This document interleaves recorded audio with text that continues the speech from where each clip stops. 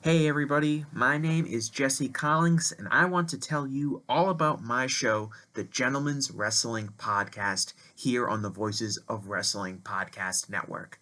On the Gentleman's Wrestling Podcast, we do a thorough analysis on the biggest issues and trends within the pro wrestling industry. We talk a lot about pro wrestling media, we talk a lot about fan culture and wrestling's place within general pop culture, and we talk about the broader influences that are shaping the way we discuss and analyze the pro wrestling industry. We've had some of the brightest minds in the pro wrestling intelligentsia on the show, including WrestleNomics host Brandon Thurston, both Rich Craich and Joe Lanza from the Flagship Wrestling Podcast, Trevor Dame from the Through the Years podcast, and a whole lot more. This isn't a show for hot takes. It's not a show recapping the latest episode of television. This is a show focusing on the biggest topics in pro wrestling and doing a deep dive on the real stories behind the surface level analysis you might find elsewhere. The Gentleman's Wrestling Podcast is available wherever you get your podcasts, and we'd really appreciate it if you gave us a try. Thanks. This podcast is a member of the Voices of Wrestling Podcasting Network. Visit voicesofwrestling.com to hear the rest of our great podcasts, as well as show reviews, columns, opinions, and updates across the world of wrestling. Very, very, very, Mickey, Mickey, Mickey, Fishy, Fishy!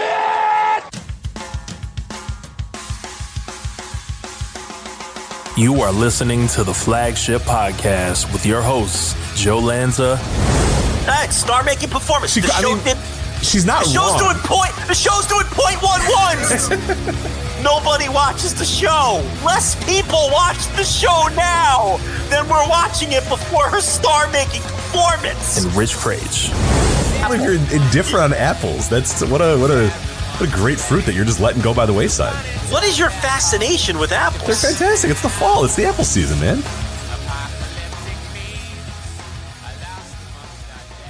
And we are live on the Flagship Podcast. I am Rich. He is Joe. Joe, what's happening? How are you? Well, I did cave. I watched the first 3 episodes of Mr. McMahon. Why? I was going to come on here and tell you, please don't waste your time, Joe. Please. Well, listen, it ended up being bigger than I thought it would be, and I felt like, you know what? I have to watch it. Felt left out. I read the room, Rich. Felt left out, yeah. No, it wasn't a felt left out thing. It was if I'm going to come on and do this podcast, I gotta be on top of it. I knew it would be a big deal. I guess it's a slightly bigger deal than I thought it would be. Right? So I'm like, you know what? I guess I have to watch it. So, I saw the first 3. Okay. So when we get to that, I'm locked in on the first 3. I didn't enjoy myself.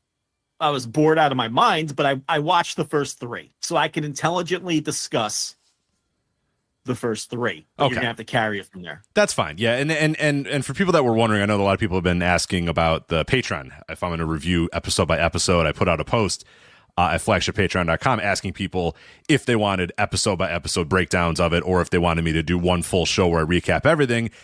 I'm done with it now, and I think I have enough notes to do episode by episode, so I am going to do that, because I was thinking, like you said, I don't want to be left out. It's a big deal. People care about this thing for some reason, so...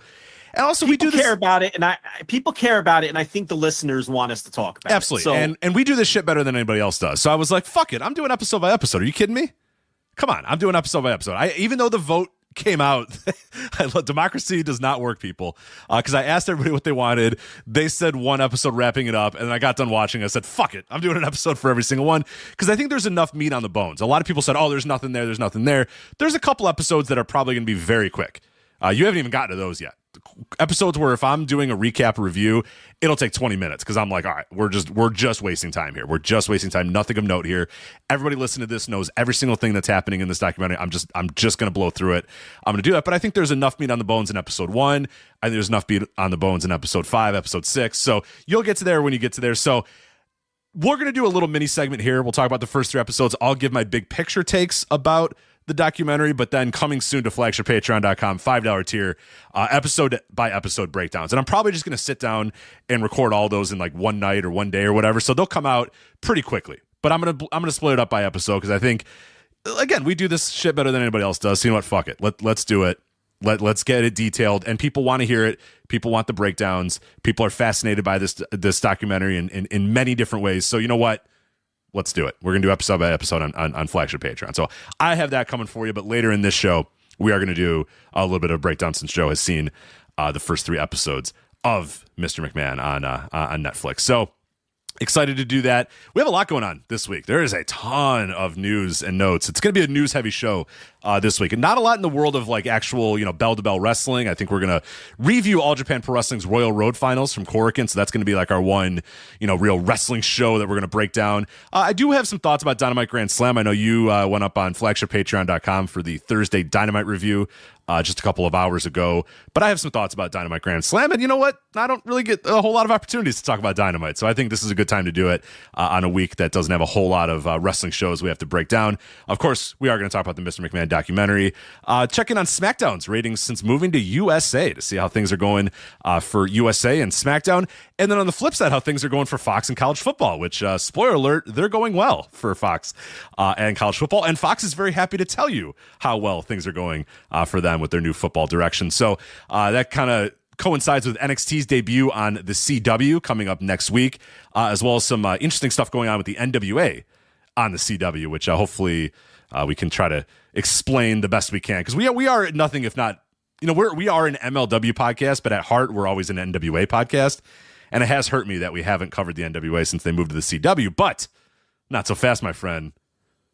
There might be a return. We'll talk about that in a little bit. Some news and notes about Warner Brothers and AEW as it relates to Bleacher Report and pay-per-views possibly streaming on Max for AEW. Touch on that. And then preview New Japan's Destruction in Kobe as well. So yeah, very news-heavy show, but I think a lot to cover. And I've had an interesting week. My week has been filled with White Sox and Mr. McMahon, which is not something I recommend.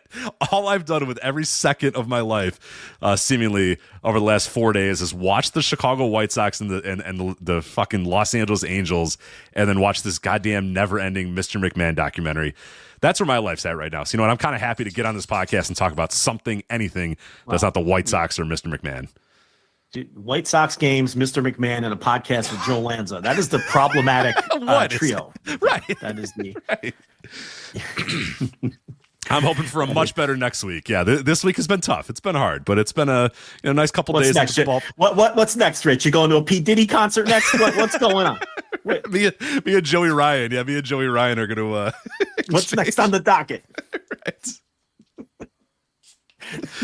Diddy concert. Yeah, that's probably about. I mean, if you after the McMahon, you're probably that's probably where you're going right now. You're going Diddy, I suppose. But so that's the very problematic week I've had. But anyway, something not problematic at all, Joe. Somebody gave you a very nice surprise. Now this is how it all started, and this is going to be kind of a little bit thing we're going to do here, and then we'll get into the meat of the show. Somebody DM'd me. It was the lovely Miss Erin Quinn. You know Erin Quinn. You love Erin Quinn. We all love Erin Quinn, right? Good, close, personal friend, Erin. Absolutely. Yeah.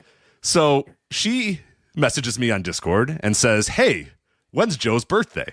A normal question you'd ask somebody who talks to somebody else for 13 years every week for 3 hours a week, right? A very normal question. Joe, I've talked to you your birthday is. Is it April? Is it June? Is it? And she's like, "You don't know his birthday?" I have no idea. Zero. I don't have a guess. I've talked to you for 3 hours a week for 13 years and have known you for over 20 years, and you have no idea when my birthday is. No idea. Listen, do you know what my birthday is? I have no fucking clue when your birthday is. Not the first clue. If I guessed the month, I wouldn't come within 4 months. So good. I've known Erin Quinn for like 10 years. I don't know if she knows my birthday. She doesn't. I can guarantee you she does not, because she said, "Hey, when's Joe's birthday? I want to give him a gift." And I was like, She's like, "Is it coming? Did it pass?" I don't know. I'm not sure, to be honest. I don't disclose my birthday. I think I said I think it's in June. I don't even know if it is in June. Why did I think that? Sure, it's in June. Is it close? Sure. Am I hot? Let's play hot and cold. Am I hot? cold. No, you're not close at all. No, see, this is what and you know what? This is the best part about being a dude, as I was like, I think it's June. And she said, yeah, how do you, and I said, oh, I don't know. I like, for some reason, you know what I mean? Like, I said June for no reason. I have no evidence it was June. I don't know why it would be June. You've never done anything special in a June that would make me think, yeah, June is Joe's birthday month. But me, just being a dumb dude, I was like, maybe June or something. It's not June. I don't think it is. I don't know.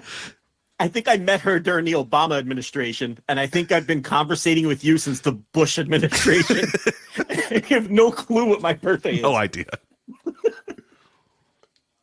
It's so great. Not a clue. Yeah, not even a clue. And that's the best part, is that you also don't. Because I would feel bad too if you're like, well, your birthday is blank. And I'm like, oh man, wow. But you'd have no idea what the fuck. No idea. So it's perfect. No idea. So anyway, the lovely Miss Erin Quinn said, well, regardless, I'm going to get Joe a gift, whether it's a birthday gift, just a gift, whatever it may be. So she got you a gift, and it's something I can play on our YouTube feed. So what I'm going to have you do, Joe, is go to our YouTube feed, go to the live video. You guys are all going to be able to see it and hear it as well. Let me know when you have the YouTube up, and then I will. I've got it. You got it up. Okay. I've got it.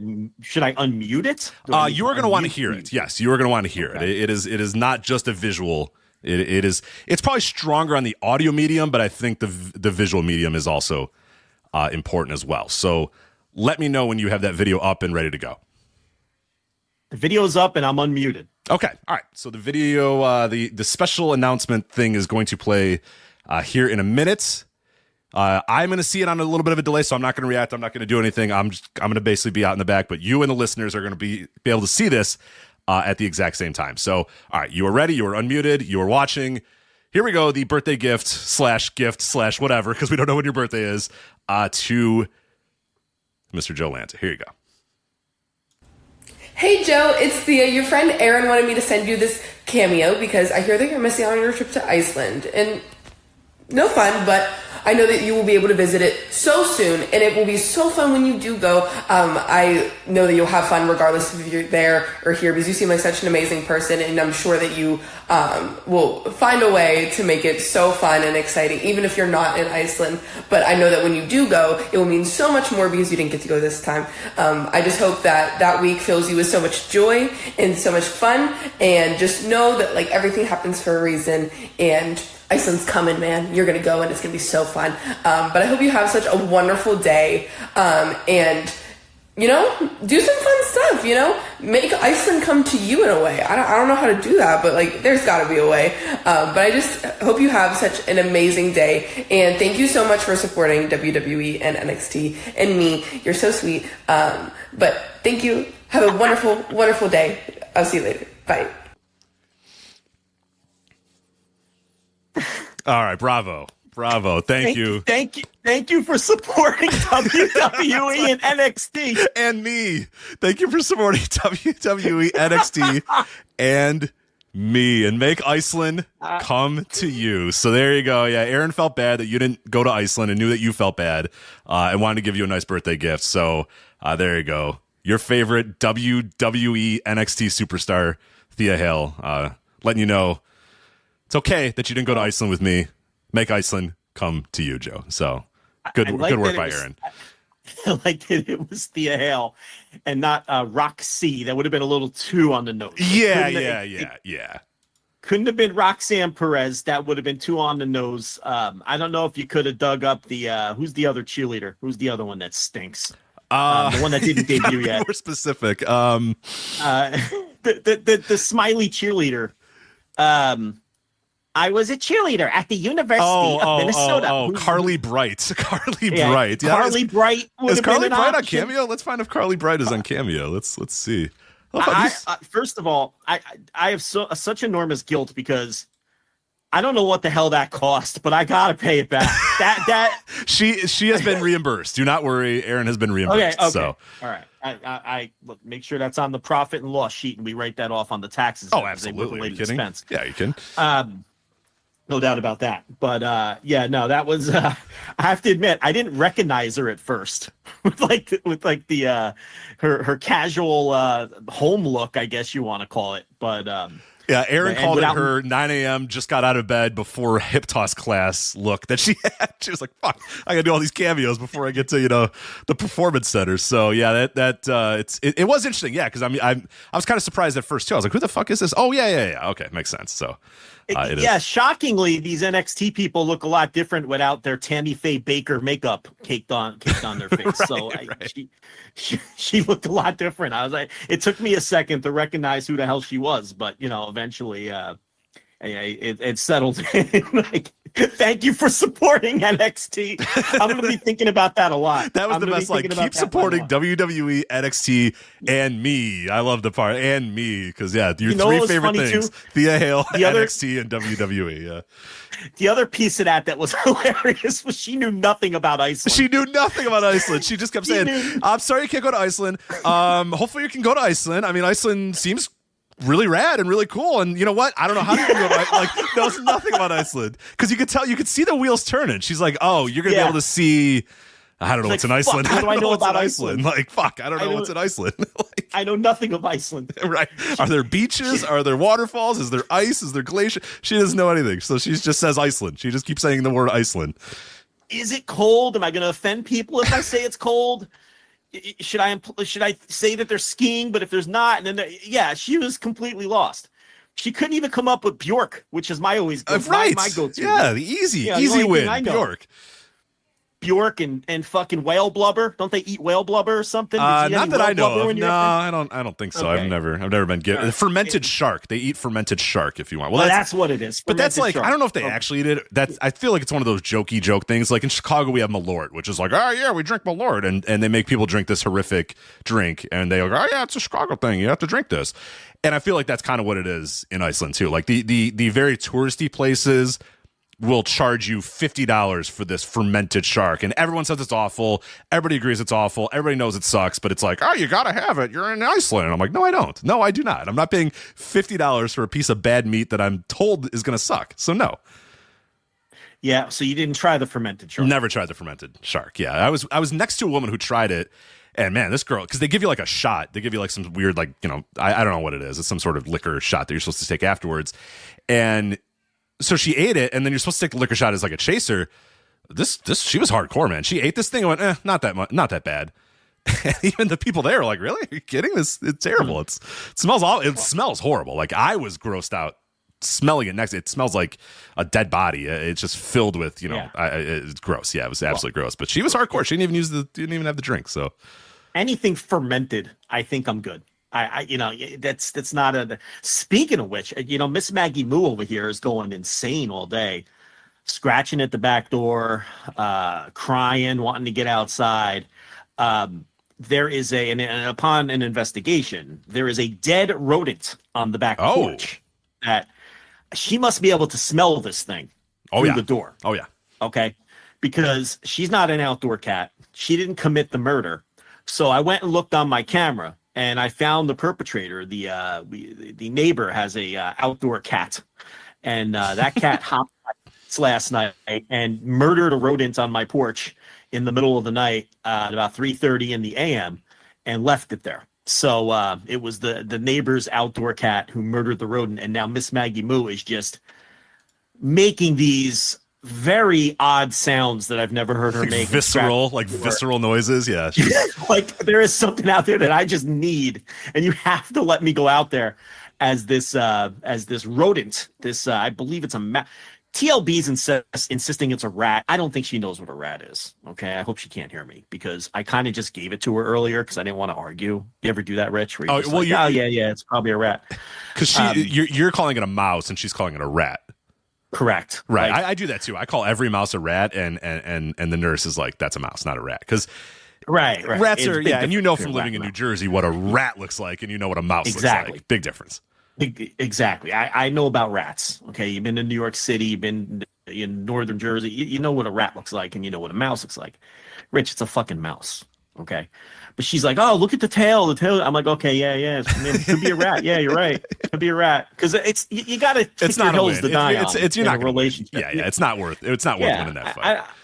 it wasn't a fight, but I don't want it to be a fight. So Right, it's just okay, I like, see. sure, it's a rat. You know what I mean? It's like, yeah, all right, yeah, sure. But it's rotting on the back porch. But see I've got fire ant hills that are like a foot tall because I don't bother like attacking them, you know. So the fire ants have found the rodents. Okay, this might work out. This might work out for you. You might not need. It's working out. I'm just saying, Joe, get a goddamn shovel and get this thing figured out. But it might be figuring itself. Nature might be figuring itself out here. We are down to basically the skeletal remains of this. I don't know if of this mouse. Okay, we're down to like the skeletal remains of this thing. So the fire ants have done the dirty work. Now I've been putting clues together. I assume it's that neighbor's cat which is what, remember I told you that random bird wing was in my backyard? Oh, so this thing's a killer. This thing's a monster. Gotta be. Yeah, this thing's a killer. Because I remember talking to the neighbor. Wing. Yeah. Yeah, it all makes sense now because it was just a random bird wing. And I remember the neighbor telling me that this cat brings them home all kinds of dead critters all the time. So that must be it. She must be hopping that fence at night with different things in her mouth. But she tore it up on the camera and then just left it there. I mean, just at least eat the fucking thing. You know what I mean? Take it back get to it your out house. of there. Like, take it back to your house. Yeah. Right. Exactly. But the fermented shark made me think of that because I have a fermenting mouse on the back porch right now. You know? Ratatouille. Yeah, I got Ratatouille back. Well, I guess he was a mouse. Ratatouille was definitely a mouse. He wasn't a rat. He was a famous mouse rat too, right? He was definitely a mouse. Yeah, I'm trying to think of a famous rat. What's a famous well, rat? The thing, like rats aren't cute, so they don't cartoonize right? them. Yeah, they're too big. They don't. I mean, I guess Ratatouille is Ratatouille. I guess his name is. Well, I don't know. Is Ratatouille supposed to be a mouse or a rat? It's a play on words because he was a chef. Right. It was a play on words because he wore the chef coat and the fucking puffy hat and shit. I know I've told this story before. I'm positive I've told it, but it's one of my favorite stories. And I tell it in life anytime a chef comes up. I'll never forget. About 20 years ago, what were the mall? B. Dalton. Remember B. Dalton in the mall, the bookstores? Oh, yeah, of course. It was either a B. Dalton or a Walden Books. I want to say Walden Books is still kind of hanging around. I think B. Dalton is done, but Walton Books, too close. Those names are way too close. They shouldn't have both those names, but I think Walton Books is still hanging around, maybe. Yeah, and I was in there with my girlfriend and her cousin, and we were looking through a Playgirl magazine on the shelf of the B. Was Dalton. that? It was unwrapped? It wasn't in the plastic? Unwrapped. We're just flipping through. We're just flipping through, looking at the dongs, you know, and we're flipping through, and we come across this spread. It's a chef with the white coat and the puffy hat, and he had like a whisk in his hand, a fucking whisk. I guess he was making scrambled eggs or something, right? You think this guy was a shoot chef or a working chef? He was definitely not a shoot chef, but he was a working chef. Yeah, he had the chef coat open, you know, so he had like the very oily abs. You know what I'm talking about? Yeah. The abs are very oily, and he had his dong hanging out of his chef pants, and we're just perplexed by this. Like, I don't think any woman finds that kind of chef as sexy, right? Like, I don't think that's a thing. Like, no one's turned on by the puffy Chef Boyardee hat and like a whisk. No. Right? There's a new wave, obviously now with the Bears, a new wave of like chefs are sexy, but not in like not your typical French pastry chef. Yeah, it's not like you're with the Chef Boyardee is the perfect comp. Yeah, your big tall hat with the poof on it and your big giant white coat or whatever. Yeah, it's not that kind of chef. People aren't interested in banging that kind of chef. Yeah. So I'll never forget that, you know, and her apathetic cousin who had very much a personality like the cartoon character Daria. Do you remember Daria? Of course. Yeah, I love Daria. Very apathetic.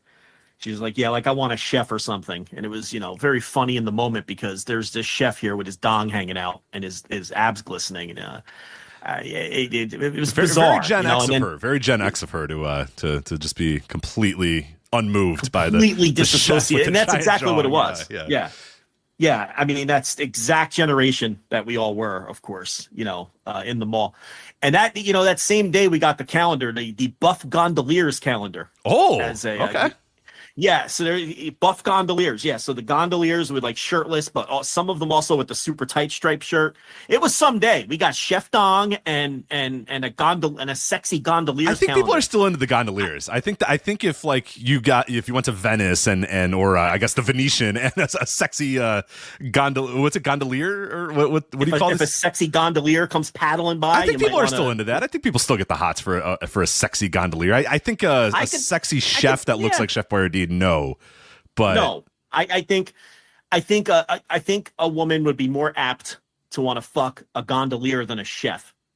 I think I would agree with that. Yeah. See, you see, right. I think in totality, even if we're talking about like any chef versus a gondolier, I think the gondolier is going to get a little more attention. Let me see if I Google that buff gondolier's calendar. See if it's still available or still being done.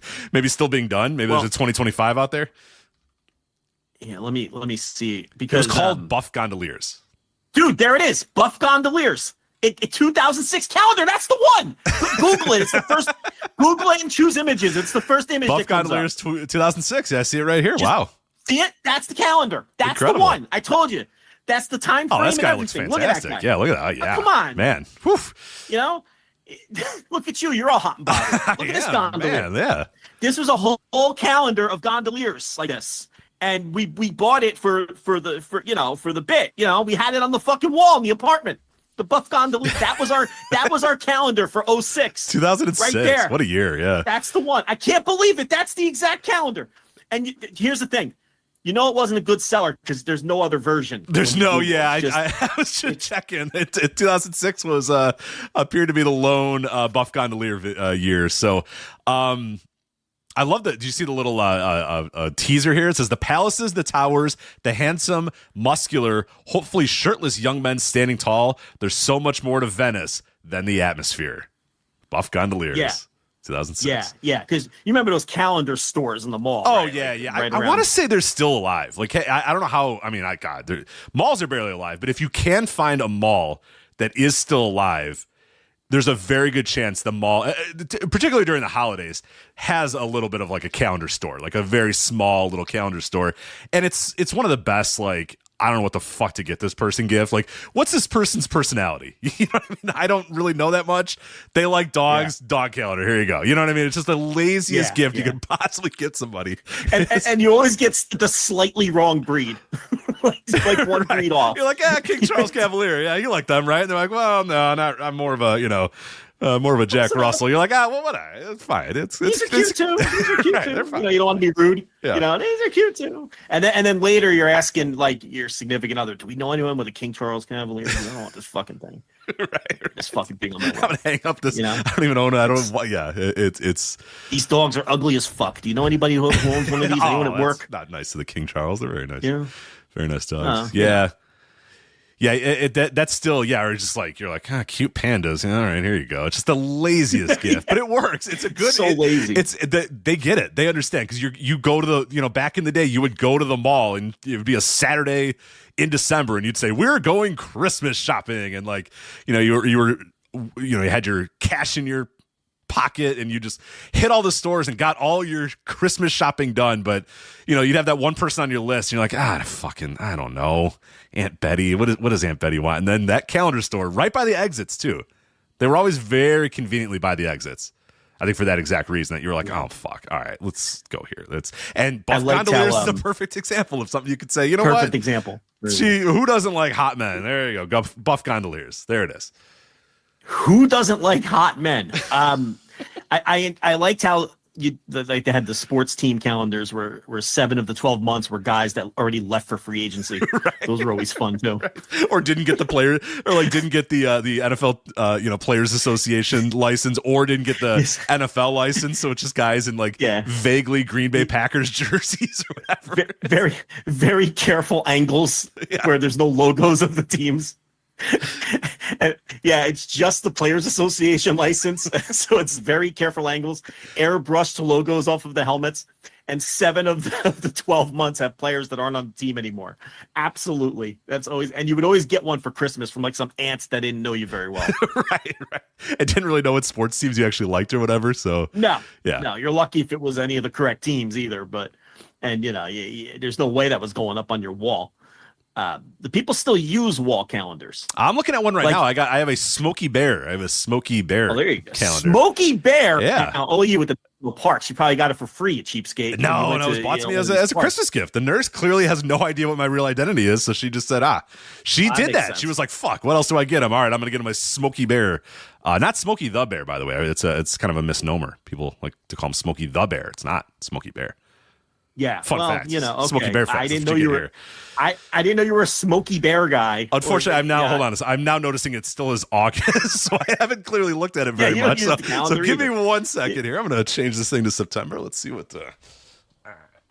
Let's see. Right now, we're thinking about Think Thanks. That's the. It's every year. This is the 1952 Smokey Bear. Vintage Smokey Bear. Yeah, it's a vintage. It's all vintage Smokey Bear. In 1987, there you go. September 9th. So it's never been Smokey the Bear. Never. Always Smokey Bear. That's a misnomer. It is. Yeah, but everybody thinks it's Smokey Bear. Smokey the Bear. It's not. Well, is this a Mandela effect, or just nobody cares enough about Smokey Bear to give a shit if it's? You can't be like Lanza the fucking guy. I mean, I'm a guy, right? Yeah. Like Lanza the, So it's like same thing. Smokey the Bear, right? Yeah. Like you could say that. It's not. It's fine, wrong, but right?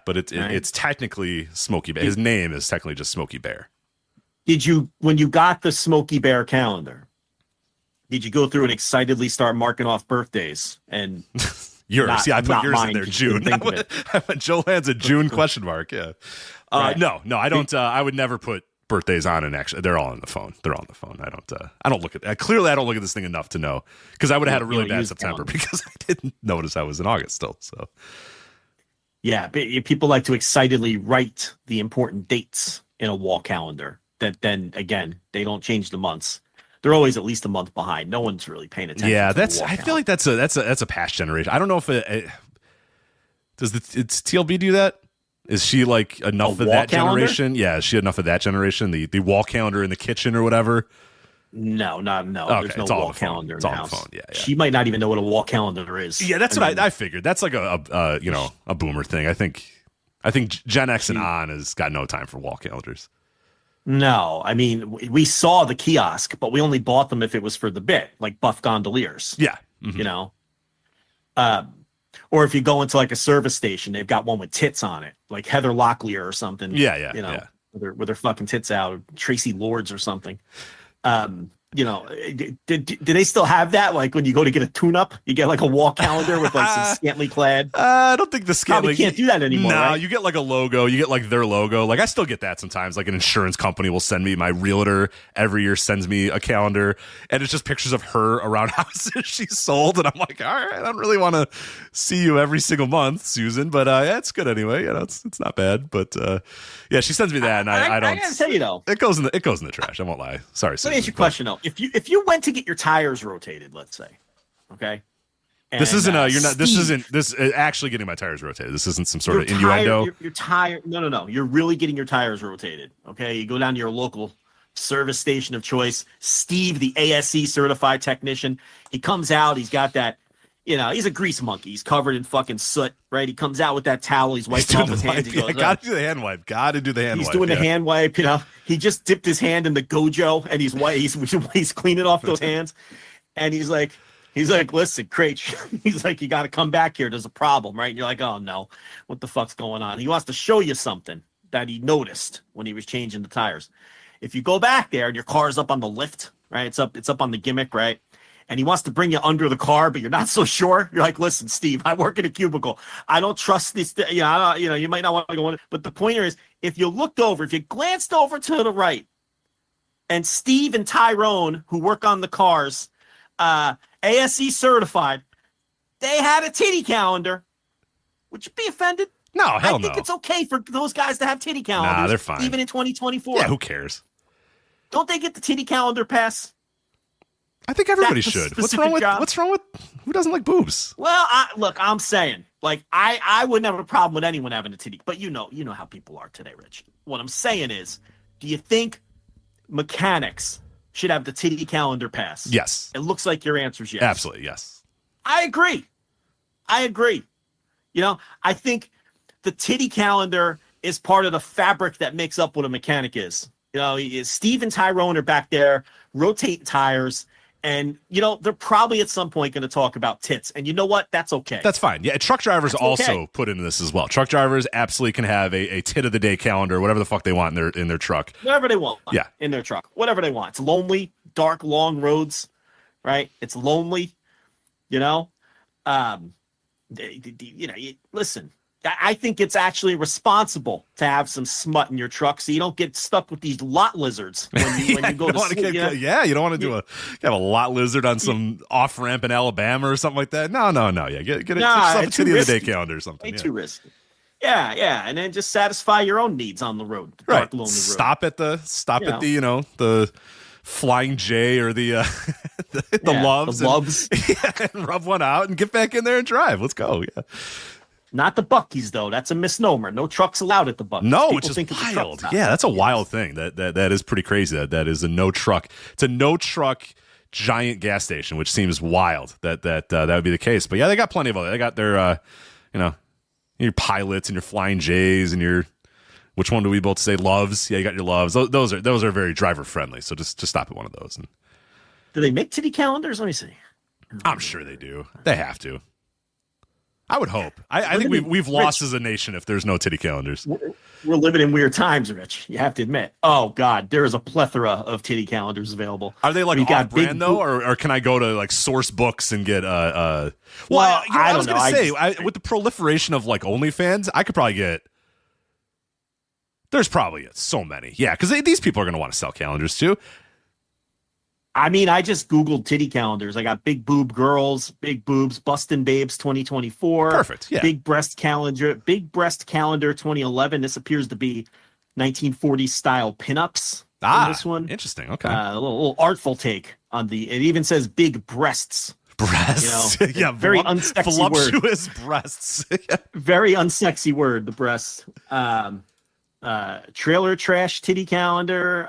There's all kinds. Oh, look at this one. This one's great. Titties for Pitties. It's a pit bull and titty calendar. Combination of the two that we were just talking about. Oh, okay. All right. Right there. So you get some pit bulls and you get some tits. So there you go. Perfect. You got these mini style ones like Steve and Tyrone would have rotating your tires. So you've got the mini style ones. Too, the small. Yeah. Where they just tear them off. The smaller ones. Easy paper tear off. Yeah. It's always a month and a half behind. It's always like that's what I mean. It says July and it's September. They're like, oh yeah. But theirs are always behind too. Yeah, they don't have time for that. They're doing fucking, they're changing out spark plugs all day and shit. They don't have time to fucking flip the calendar. The cars still have spark plugs. Yes, they do still have spark plugs. They do? Yes. Is that true? Yes. They now, as far as electric vehicles, I'm not sure. I've never gotten under the hood. I'm not positive cars still have spark plugs. No, they do. They do. I promise you. Your car has a spark plug. I promise. Multiple of them. Do cars still Why would you not believe me on this? Spark plug. Well, because you're not exactly Mr. Good Wrench either. Let's be honest. It's true. All right, let's see. But I assure you, they still have spark plugs. It appears as though cars still have spark plugs. Who would have thought? Yeah, unbelievable. Well, see, the thing is, we used to see commercials for like AC Delco spark plugs, and you don't see because people don't work on cars anymore. Like Duralast batteries, like they're not going to advertise a battery to you because they know goddamn well you don't fucking care. You don't know. You're just going to go to wherever the hell you go, and whatever they're going to put in your car, they're going to put in your car. You're not going to say, make sure it's a, make sure it's a. Yeah, do you remember? You're not going to see ASE certified. ASE certified. Do you remember Champion spark plugs? Yeah, of course. Champion spark plug. The logo. I thought cars might not have had spark plugs anymore because I never see advertisements for spark plugs anymore. Yeah, because they just don't. I would assume that the idea is that there's no reason to advertise to people because literally zero people that we're advertising to still work on their cars. So Die Hard doesn't need to advertise to Joe Lanza watching Dynamite because they know goddamn well Joe Lanza's not going to go, oh, damn, yeah, I got to put a Die Hard in my car this weekend. Right. That's my battery of choice or whatever. Or I got to put Champion spark plugs in my, car. You're going to go to the dealership or wherever you go and say, yeah, I need new spark plugs, whatever. They're not, and care. Tires, sometimes you still get some tires ads, but the rest of them, you don't get anything anymore. You get tire ads for sure. Yeah, you see those a lot. The Michelin, all those gimmicks. Spark plugs, you don't see it. No, it's over. You know what else you don't see?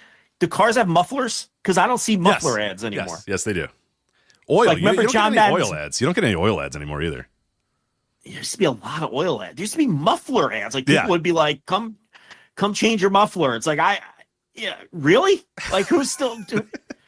Like, Nobody anymore I don't is know, changing like- their muffler. Yeah, no, and most people are probably not putting a customized muffler on their, does Midas, is that still their specializing? Like, Midas does mufflers, I think right? they've Like, that's rebranded. their I don't think they're because it used to be like the Midas muffler shop or whatever. I think it's now just Midas. I think they'll do everything. For Yeah, you. like, that used to be enough of an industry where there was a chain of places where you could go where they specifically just would change people's mufflers all day. Right.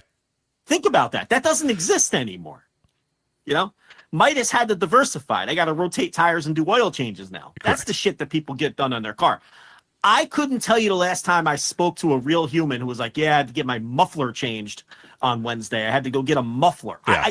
That's why, to me, I've never heard anyone say like, oh yeah, I had to change my spark plugs. So I just assume that like engines have evolved to where you don't need that shit anymore. No, still not there. Still got to work on. Maybe soon. Maybe in your lifetime, Joe. But for now, still spark plugs. Still spark plugs. Someone's saying, come on, Joe, even I can change out a spark plug. Well, Bill Dixon, let me let you in on a little secret here. I wouldn't even know where to find the spark plugs under the hood of a car. I have not even a clue where to begin. The hood of a car has changed a lot in your lifetime. It's becoming increasingly harder to find anything in a car. I used to know where my spark plugs were. I have no idea where my spark plugs are in my current car. Well, even if I could find the spark plugs, how the hell do you just pry them out with a fucking pair of pliers? Like, what would you even do? I wouldn't do that. I would grab some sort of wrench or something like that and work it out. You got to find the size. You got to find the size of it, and then put the ratchet on there, and then loosen it that way, and then pull it out from there. So, all right. So there's a specific tool used. That's called a ratchet. I don't think I would call it a specific tool. Just any ratchet would work. You just have to find the right size ratchet. You don't have a ratchet set? Why would I have a ratchet set? I guess that's a good What point. am I doing Why would with Joe that? Lanza have a ratchet set? You have a dead mouse on your back porch, and you're just like, the fire ants will take care of it. The fire Good. ants are taking care of it. Great. Yeah. I could just get a shovel or a bag or anything, but I'll let the fire ants take care of it, and they are. So to your credit, it's working. I have this, as a lot of people know, I drive a Mazda. Okay, I have this app on my phone, and the app tells me when to bring the car in. Yeah. Right. Yeah, mine I'll does get that a too. little push notification that'll say, "You have X amount of miles. Bring it in. We're gonna fucking do whatever the fuck." I don't know what they do over there. Rotate the tires. Inspection. Whatever they do, You're they- due for an inspection, is what mine Yeah, usually they says. fill up my. See, you know when I panic when I run out of windshield wiper fluid. Jesus That's Christ. like when I'm like, You don't I'm fill like, your own shit. windshild fluid? no, Rich, I don't know how to do it. I wouldn't know where to God. put the, Okay, the, that the is liquid. egregious. That's egregious. So I call the guy over there. I'm like, You called the guy. windshield wiper. You called the guy I'm to like, can I fill your bring- windshield wiper. Well, I'll say, can I bring it in? And is there anything else? Is it worth the trip? Is there any, because I don't know what they do over there, but every time I bring the car in, the app tells me to bring the car in. I just bring it in and I tell them, do whatever you need to do. And they do it. And then I get a little video sent to my email where the like Steve or Tyrone, right? They'll be like, all right, this is Joe Lanza's 2024 Mazda, Wow, whatever look the at fuck. that. And That's a nice feature. And they take a video and they show you doing the tire tread and all the fucking they show you everything they checked, they show you everything they changed, and then I leave, Rich. I don't need to know where any of this crap is. And this Okay. is why Castrol GTX and Pennzoil ads don't exist anymore because of this exact Yeah. conversation we're having right now. The phone the app tells me when you to come bring the car in. you come in, Tyrone says I fixed it for you, and then you leave and your lives you move on. Yeah. I shake his grimy hand and I get the fuck out of there. It's you're in your 40 minutes. I can barely raid the little snack section they got there with the gimmicks. I don't touch the coffee, but Oh, yours says gimmicks? Mine just got No, coffee. someone- Mine just says coffee. So, no, mine's got all kinds of gimmicks, Cheez-Its and donuts and all kinds of. that sucks. Um, Should have bought a Mazda.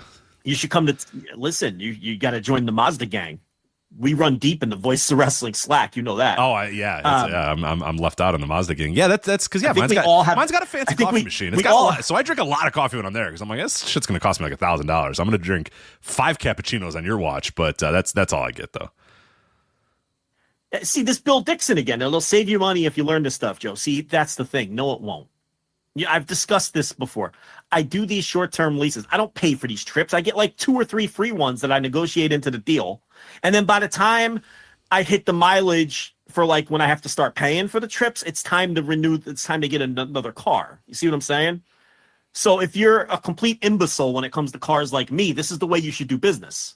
Because I can't do anything myself, and I just work it all into the deal with when I go in there and crack my knuckles and go, all right, let's make a fucking deal here, So no, it doesn't cost me anything.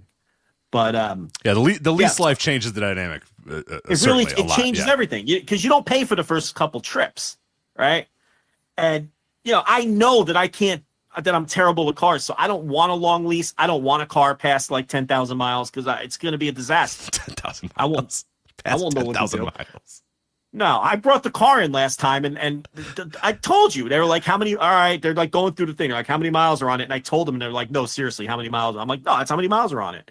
They're like calling guys over. They're like, Jim, you got to hear this. Steve, look at this guy. Look at how low this guy. Look at this guy. They're leaning over. They're leaning in, looking at it. Yeah. They're like, he's got like 4,800 miles on the car. He's had it for 2.5 years. I'm like, I don't know. I don't leave fucking town with it. They're calling everybody over. Yeah, they're like mystified. Steve, get out! He's like, wiping his hand. Oh, whoa! Look at this guy. Get a look at this. Yeah. The one guy I deal with primarily, he comes over and he goes, "You got to be shitting me!" Like he couldn't believe it. Like he looks up at me and he's like, "You got to be fucking." He probably puts that on in a week. He probably puts it on all week, especially in Texas. There's a sprawl. That's a sprawl out there, man. Yeah. Well, we got the other car, so fair. I mean, and you're not exactly Mr. I don't go gallivanting around. So it's like the other one's got over 100,000 miles. The wife's car. So we're just like, why beat up the new one? Let's just keep beating up that one.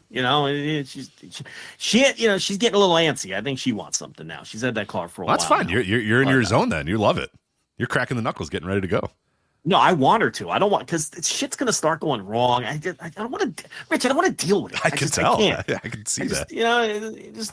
I'm trying to push her. I'm like, just go get another fucking car. This is not. She's like, my trip. She's being all pragmatic. She's like, oh my trip to work is short now, and this one. I'm like, no, just go get another car. Like this is just. It's scaring me. Some belt is gonna pop, and you're gonna call me crying on the side of the road. That serpentine belt's gonna go, and things are gonna be off to the races there. Yeah. I'm not gonna know what to do. I don't know. I can't go on my app and call my guy because she's not in the Mazda gang. So yeah, it's not going to work out. No, but that's why it's like a legitimate question. I would have because I don't see any ads or anything. I don't think it's crazy to ask whether cars had spark plugs anymore. I think it's a little crazy. They don't advertise them. They don't talk about them. And I can't tell you the last time I opened the hood of a car.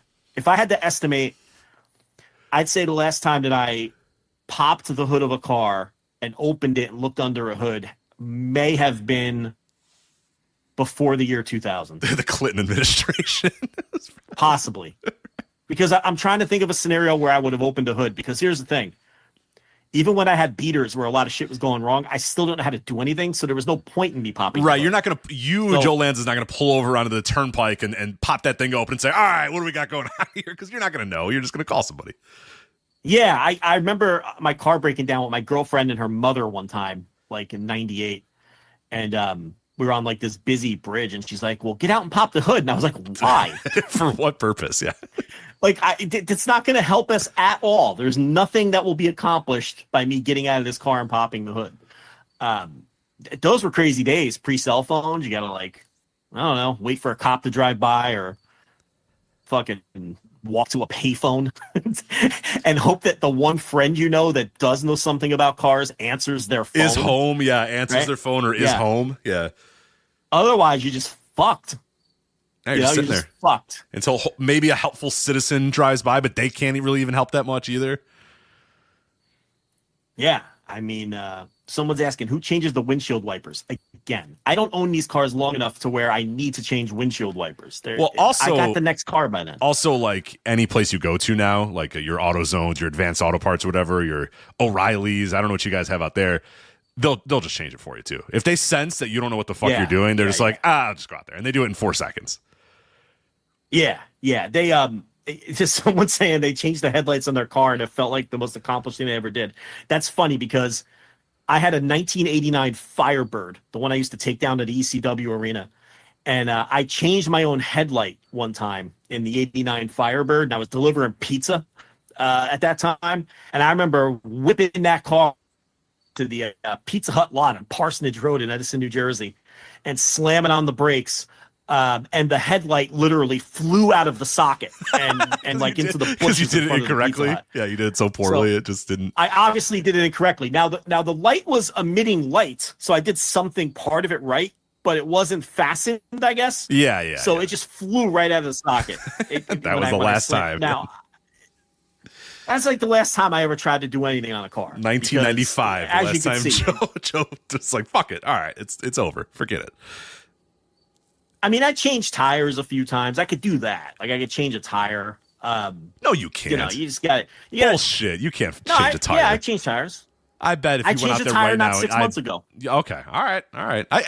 So you can't change the windshield wiper fluid, but you can get out there with a fucking jack and change a tire. Yeah, it's easy. Once you figure out what kind of jack it is, it's easy. Then you just have to, and then have the strength to remove the lug nuts. But I'm a very powerful man, so that's not a problem. But I changed the tire. I put on the Hyundai about 6 months ago. She had a flat, and I put the donut gimmick on. The donut, the one that gets you to the place. Yeah, of course. So they put the real tire. Yeah, I could do that. Like I could change a tire. I changed many tires in my life because when I was young, I would drive around on completely bald tires because I didn't want to pay for tires, and they would blow all the time, like on the middle of the fucking street. And so I was always changing tires back then. But I mean, that's about all I can do. I don't know what to do for an oil change. I wouldn't know where on the car to even go. Windshield wipers, I could probably figure it out here's the other part. You know what? They've gotten harder. Windshield wipers, there's no shame in the windshield wipers are way more annoying than they should be these days. They're really weird now. The other part of this is I just don't care to do these things. Could I figure a lot of them out? Maybe. There's probably a game on, so you're probably just going to say, fuck it. I'll pay this guy X amount of dollars so I can watch the game. I've reached a point in my life where I don't have to figure out how to do these things, so I don't. You know, and you don't feel It's accomplished either. You, like some people, I don't. I feel accomplished doing like outdoor work. Like people are always like, "Oh, you like doing like yard work and gardening," and I do. I feel like when I do when I'm finished with a project, I feel good about it. I feel like, oh, I did a pretty good job of this, and it looks nice, all that sort of stuff. Yeah. I never feel that way with a car. Anytime I have to do something with a car, it's annoying. It takes up all of my weekend, half my weekend, whatever. I'm just fucking annoyed and irritated. And when it's over, I don't feel, oh, yeah, I'm glad I did that. I'm like, fucking God, I wish I would have just done something else with my weekend instead of change this goddamn headlight, which I had to take the whole fucking bumper off to change this goddamn headlight. You know, it's just ridiculous stuff, especially on cars today. Cars suck today. They're so hard to work on. I mean, back when it's like I would just be worrying that I did it wrong anyway. I didn't feel accomplished. I didn't feel like manly. Because I get that too. I feel like very emasculated because what I'll do is I'll like do something, but then I'll like send a picture or a video to either my dad or my father-in-law and be like, "Hey, does this look right?" It's like I have no confidence that I've done it correctly. So and a lot of times they're like, I'll come over. I'm like, no, I think I got it. I'll come over just to make sure.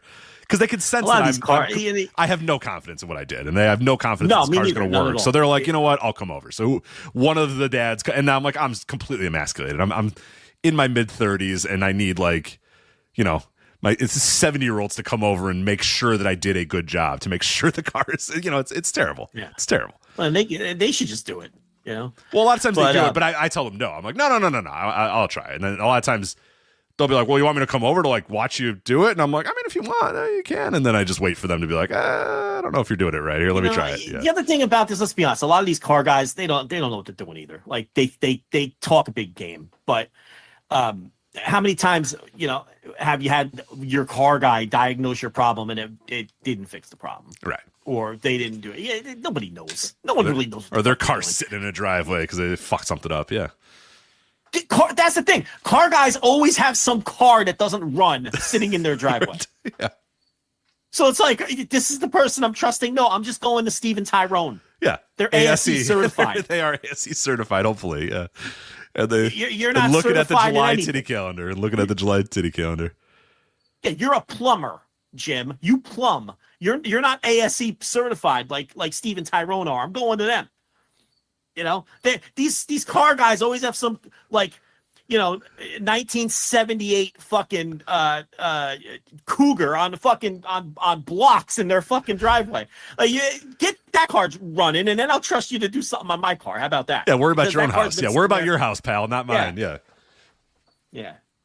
Man, unbelievable. All but banter anyway, show. We can do it. We're there. Thank you, Aaron Quinn, for the birthday gift. As we wrap up the birthday segment. Full circle. Here. Yeah, full circle here. 53 minutes in. You, I really don't want to talk about Mr. McMahon, so I'm trying to I'd be fine if this was our all banter show. I don't listen. Do you think he could change a tire? Hell no. Probably he can't change a tire. Probably not. So I do you think he has ever changed a tire? I think he has. I think back in his North Carolina days, I bet he had to change a tire too, but I bet, driving up to Bangor, Maine to run that little arena up there, and he's booking George Steele against whoever. He probably had to change a tire or two. Yeah, I think he has changed a tire. Do you think he's aware that cars still have spark plugs? He might be just confused as I am. The man thinks he doesn't know what a burrito is. So yeah, I'm pretty sure he would not know that cars have spark plugs anymore. I don't think the cars still have carburetors. I don't think they have those. No, they still have carburetors. Carburetors? What's the thing that cars don't have anymore? Do cars still have carburetors? I don't think they do, Rich. They do. That's the first when I put do cars still have CA carburetors autofills? I'm not the only one who thinks these things. Oh, I guess they're more. Yeah, you're probably they right. don't have carburetors. Fuel injectors. You have fuel injector systems now. Yeah, that's right. Cars do not have carburetors. See, I'm on top of things. I know about cars. So I do. I do actually repair like my lawnmower all the fucking time. I should just get a new lawnmower, but I'm an idiot, so I just keep. So I've been messing with a carburetor all summer. So I am aware of carburetors and lawnmowers, but I guess I don't have them in cars anymore. So. Well, when I was a kid, we were dirt poor, and anything that could have broken on a car broke on our cars. And maybe it's because I contrast that with now, where I don't have a car long enough for anything to break, that I feel like I've forgotten that these car parts actually exist. You know what I mean? Like back then, my old man would have to go get new mufflers seemingly every 6 months. I haven't heard anyone tell me that they had to get a new muffler in 20 years. Yeah, correct. Have you? When's the last time someone told you they had to get a new muffler? No, yeah. The only people I know that ever needed muffler stuff or had muffler related stuff was back in the mid 2000s, where if you were alive in the mid 2000s and old enough to own a car, all your friends decided they were all in Fast and the Furious, so they all got these giant fucking massive mufflers put on to make their cars loud, and that's when all my friends decided they were car guys, and all their cars broke down all the time and never ran because I was like, do you really know how to change an engine? He's like, oh yeah. I never saw a car again. They don't know. In your Eclipse, do you really know how to change an engine in your Eclipse? Yeah. Okay, go for it. But they didn't because they never saw the car again. What was the cool Toyota that everybody had? What was the cool Toyota? Well, yeah, the Honda Civic was obviously the big one that. Oh, the Honda Civic. Oh, that's the classic. Yeah, everybody wanted a Honda Civic. Never understood that one. Yeah, and then. There was the Mitsubishi Eclipse, I think. That was a hot one for a while, yeah. Oh, yeah, for sure, yeah. The Spiders. I forget who made the Spiders, but there was the Spider for a while, too. Everybody wanted that one. Honda Civic. They still make Honda Civic? Of course. Yeah. But they're not, they're not, they're not cool anymore? Like kids don't want them? No, kids don't want them, I don't think.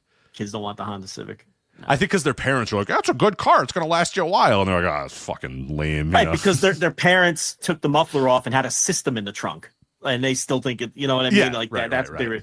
You know, remember those systems with like the ridiculous bass? Yeah, I had a Are buddy you who old had enough just for a that? fucking stupid one. Yeah, it was so dumb. The So car's dumb. just vibrate. I'm like, do we need this? Is this I'm like, this necessary? isn't good. Right. Like, I don't, there what would is be- the song? You hear the song. Like, I can't even hear the Like, song. why are we What is doing Ludacris rapping about? I don't even know because you're just listening to. And what are the Turn it up. lyrics? You hear that bass? Right. You hear that? Yes, I hear the bass. Yeah. I hear the bass. You know? I feel it. I hear it. I feel it. Yeah. I hear it. I feel it. It's awful. I'm embarrassed. Every red light, I'm just cringing that someone's going to see me. Yes, I hear the bass. I can hear the bass. Right. I still have anxiety when I get to a stoplight now. I turn my music down just in case. I turn my music down whenever I'm listening to. Yeah, just in turned down. case.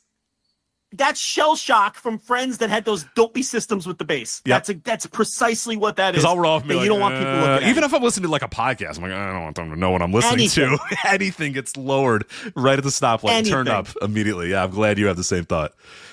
Doesn't matter. It could be the most innocuous Maroon 5 song. It's getting turned down. It's just a compulsion. It's from those days, right? They would have CDs in the CD stores that were just bass. They weren't even songs, Rich.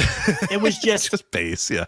This is 48 minutes of bass for people who had those stupid fucking speakers in their trunk. And your friends would always want to show it to you too. Oh, I got a new system put in. Yeah, my friend put they'd open it up and have like the carpeting over the fucking speakers.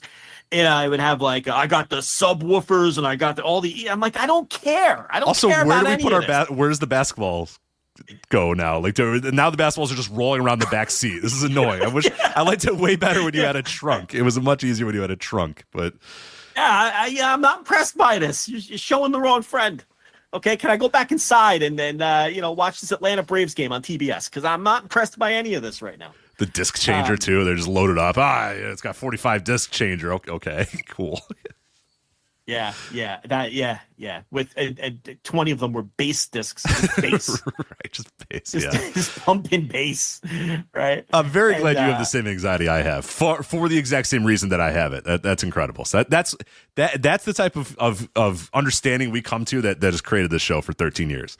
Is the anxiety that I still hold in my mid-30s, my late 30s. I'm past the mid-30s at this point. I'm late 30s at this point. That I still hold.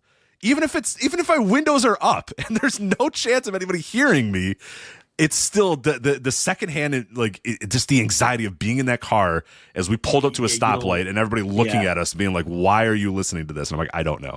And being in the passenger seat and just having to be like, look, I don't know.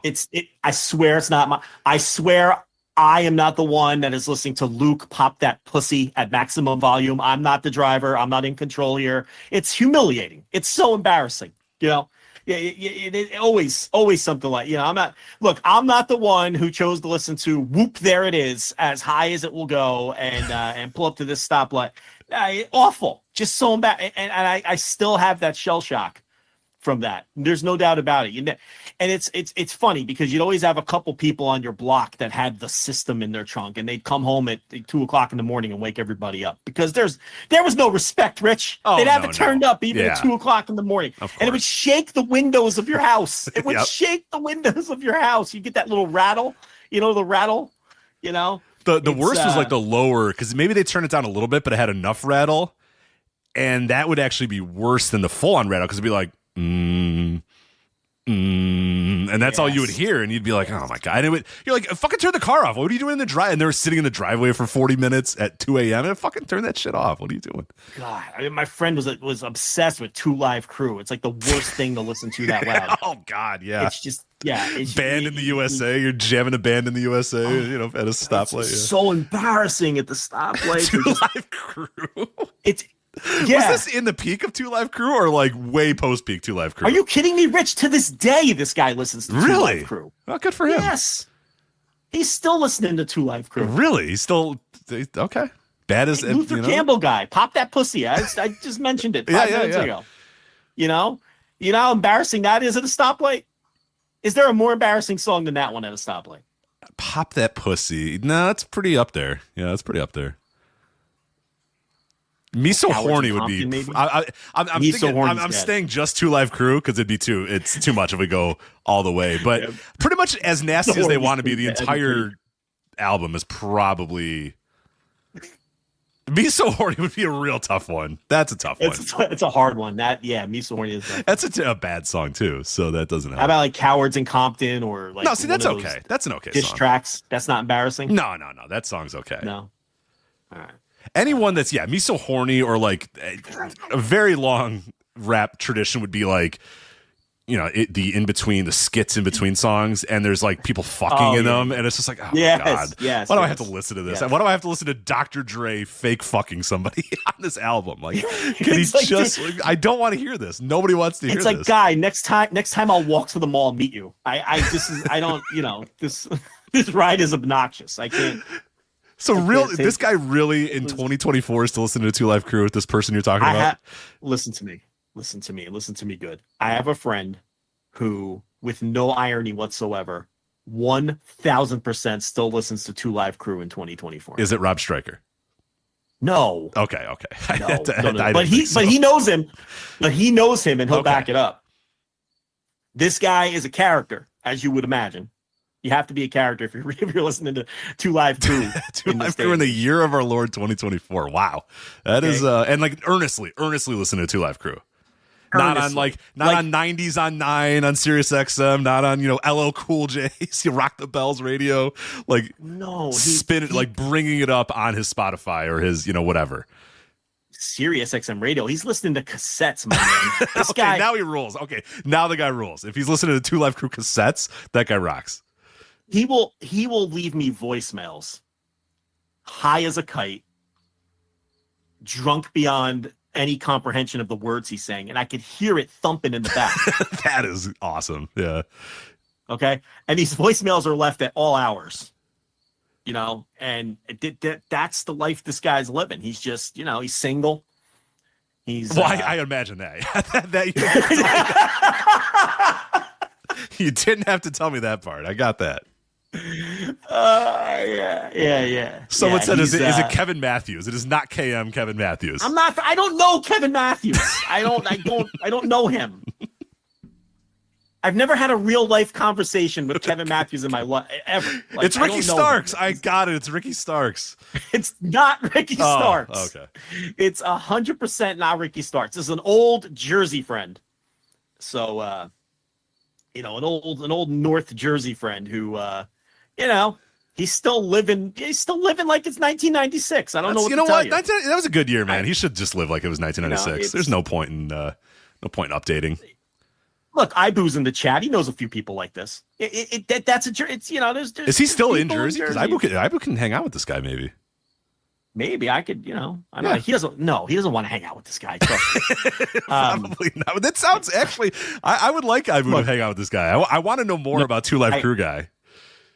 No, he's an old friend, and he's still in the restaurant business, right? He's never left the restaurant business, right? No, he was never in it. Oh, you don't want this guy. Okay.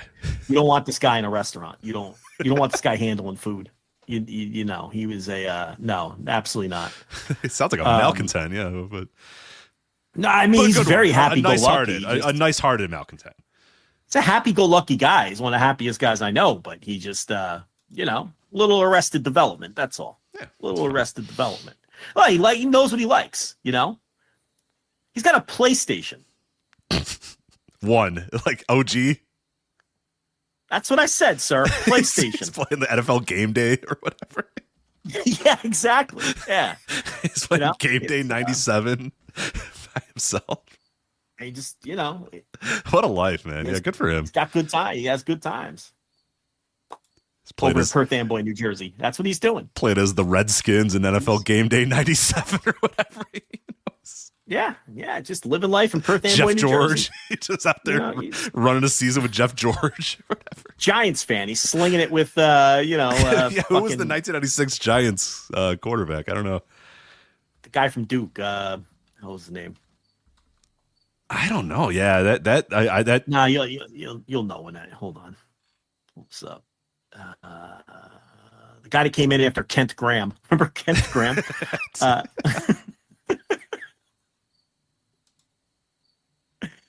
Oh God! I don't know. I'm blanking. Yeah, I got nothing. Do. Hold on. I don't know my mid '90s you're going to know the guy. New York Giants.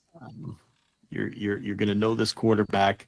No, that would have been Kerry Collins would have been like 2000. Yeah, it's not Kerry Collins. Yeah, because he came in after the Panthers, so he's 2000, No, 2001. this was Dave Brown. Dave Brown was the man. See, I don't know Dave. You don't remember Dave Brown? Nah, I would have never All right. played as the Giants in any video game, so very anti. They were always a dry video game team. Yeah, they're very, a terrible very video dry game team. video game. Even in my peak Madden days, I don't think. Oh, you know those days. It's like 2004. I mean, I guess you had Tiki Barber at one point, but that's not enough. They were a dumb team.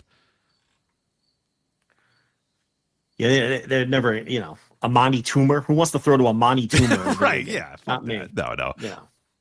Mario Manningham. They just, until they had Odell Beckham, there was just Ike Hilliard. I'm gonna fucking throw a post route to Ike Hilliard. Get out of here. No, I'm not. Yeah, not happening. Yeah, they're a boring team. Boring colors. Kerry Collins. You really want to take it in Madden? You're gonna go to the fucking NFL.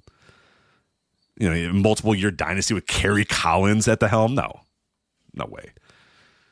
No, not a fun player to use either. Kerry Collins. No, stupid. Very dry team historically. Yeah, very dry team historically.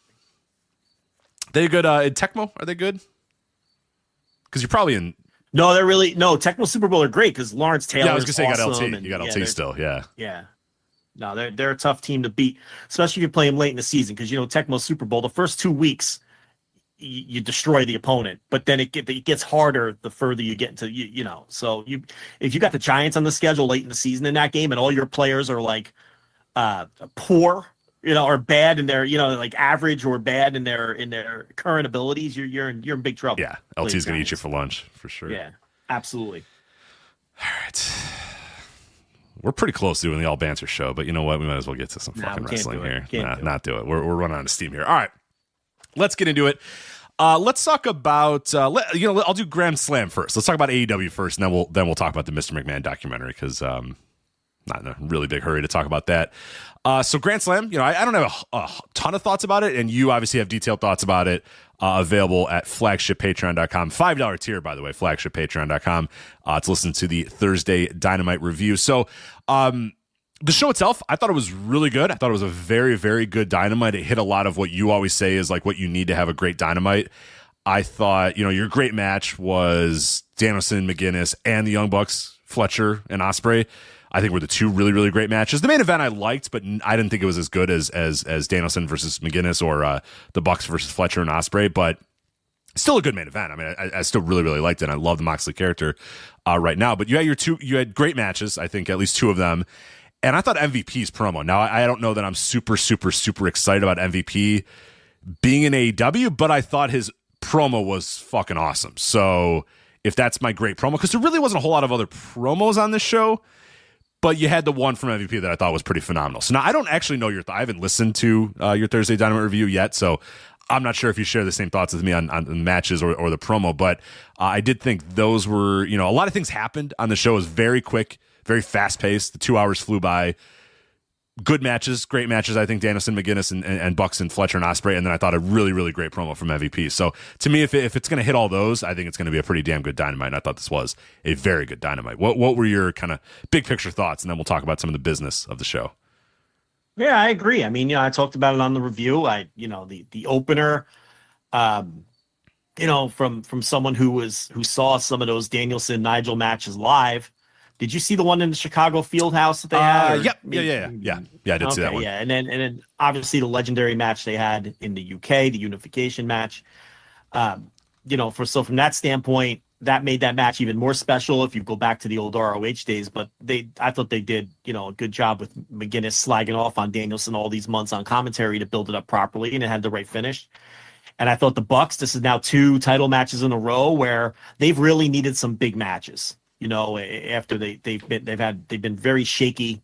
I thought they were washed. I thought they were right about washed. Right on the edge of being washed, but they're not. Yeah, not yet. That was some recency bias. I think a lot of people felt that way, but you could see. The match at the pay-per-view was very good with the Blackpool Combat Club, and this match rocked.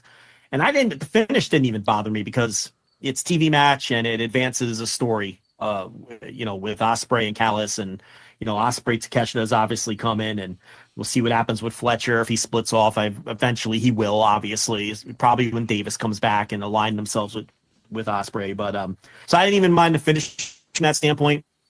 I thought it was really a throwback old school tag team title match, just with modern moves and execution. Yeah. Mm-hmm. It's in terms of match structure and match layout and finish, it was no different than Midnight Express versus Rock and Roll Express or Midnight Express versus the Fantastics to me.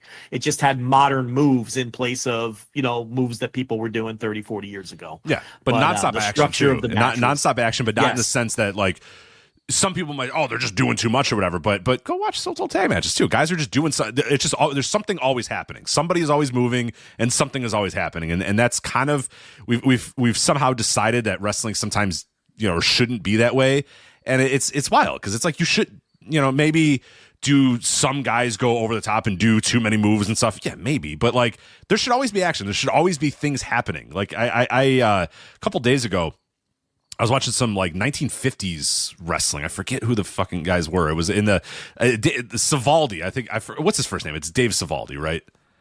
The guy. He's got a really Mario good. Savaldi? Maybe I don't know. I forget the count. But Who are you talking about? Are you talking about a wrestler or someone? No, who it's a guy videos? who has a bunch of YouTube videos up.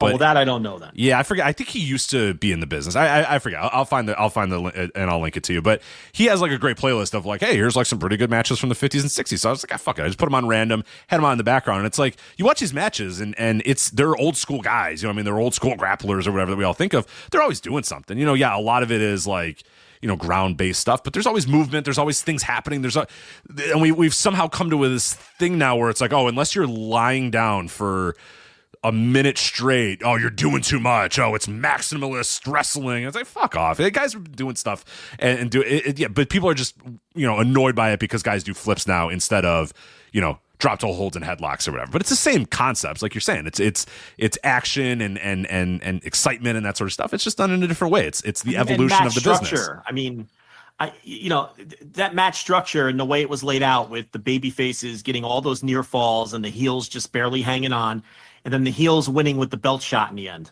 right? Right.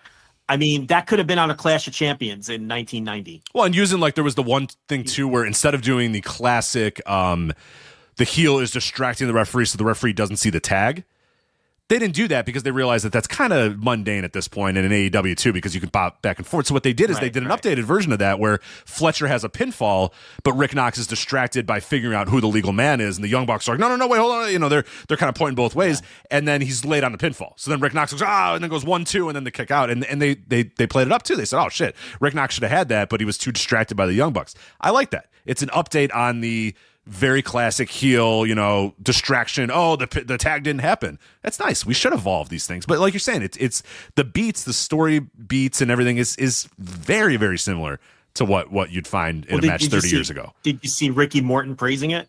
I didn't. No, I didn't see that. Yeah, Ricky Morton put the match over. He said that was, I'm paraphrasing, but it was great tag team wrestling, amazing match.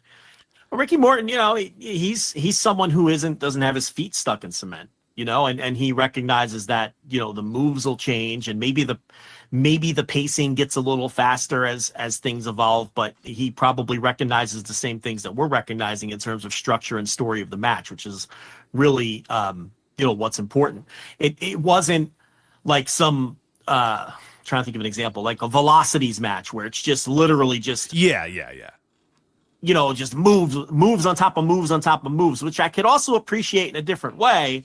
But we used to talk about that team all the time when they were working more often. I haven't seen any of their matches in a while, where it was just okay, it's too much. They missed their peak. It should have ended here.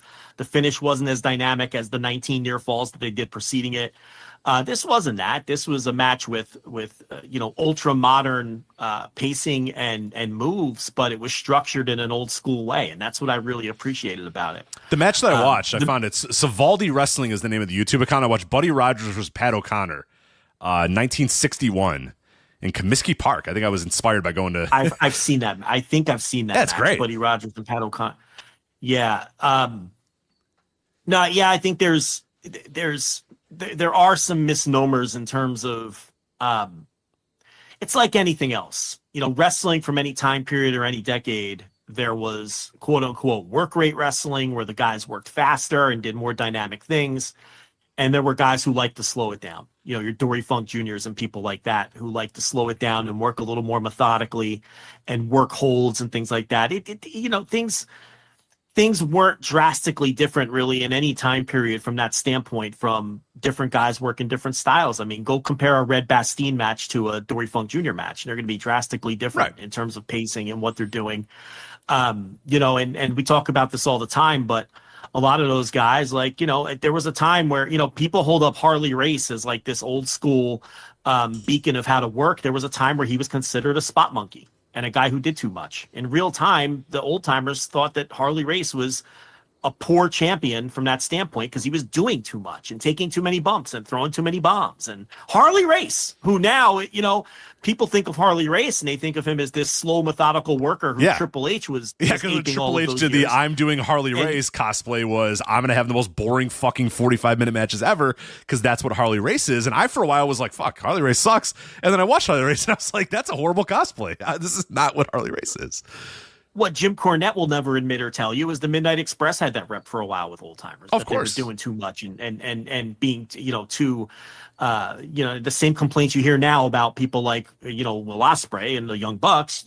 There were those complaints existed for the Midnight Express, but the smarks and the newsletter readers love that shit, and the Midnight Express became legends because they changed the game in a lot of ways. That's why they're considered such a great all-time tag team, because they did push the medium, push things forward in terms. But again, it's the structure and the story guys. That was the other thing too. There's always this thing now. It's like, back in our day, all the wrestlers used to be, it felt like they wanted to win the match and they were tough guys and all that sort of stuff. And it's like, well, the Rock and Roll Express and the Midnight Express, and those guys are little tiny guys that are just jumping around the ring and bouncing all over and being pretty boys. But you could do all sorts of different things, and you should do all sorts of different things.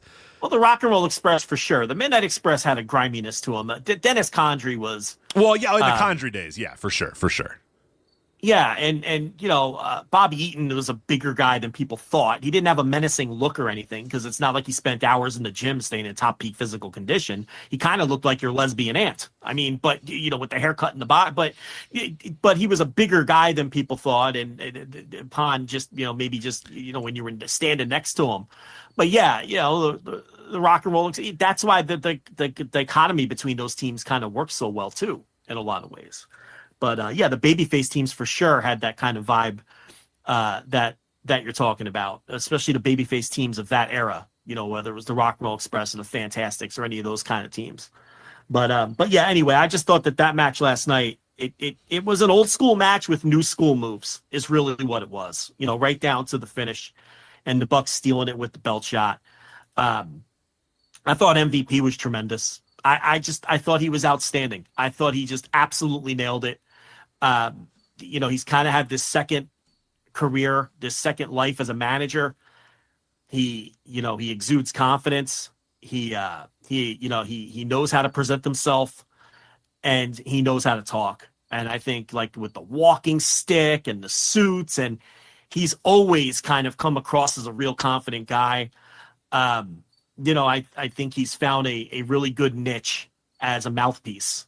And if last night was any indication, he could have a really good run. And I have no problem with them bringing in Bobby Lashley. I mean, I've always been a fan of Bobby Lashley. If you're a booker and you can't figure out how to do something productive or make money with Bobby Lashley, you shouldn't be a booker. It's a layup.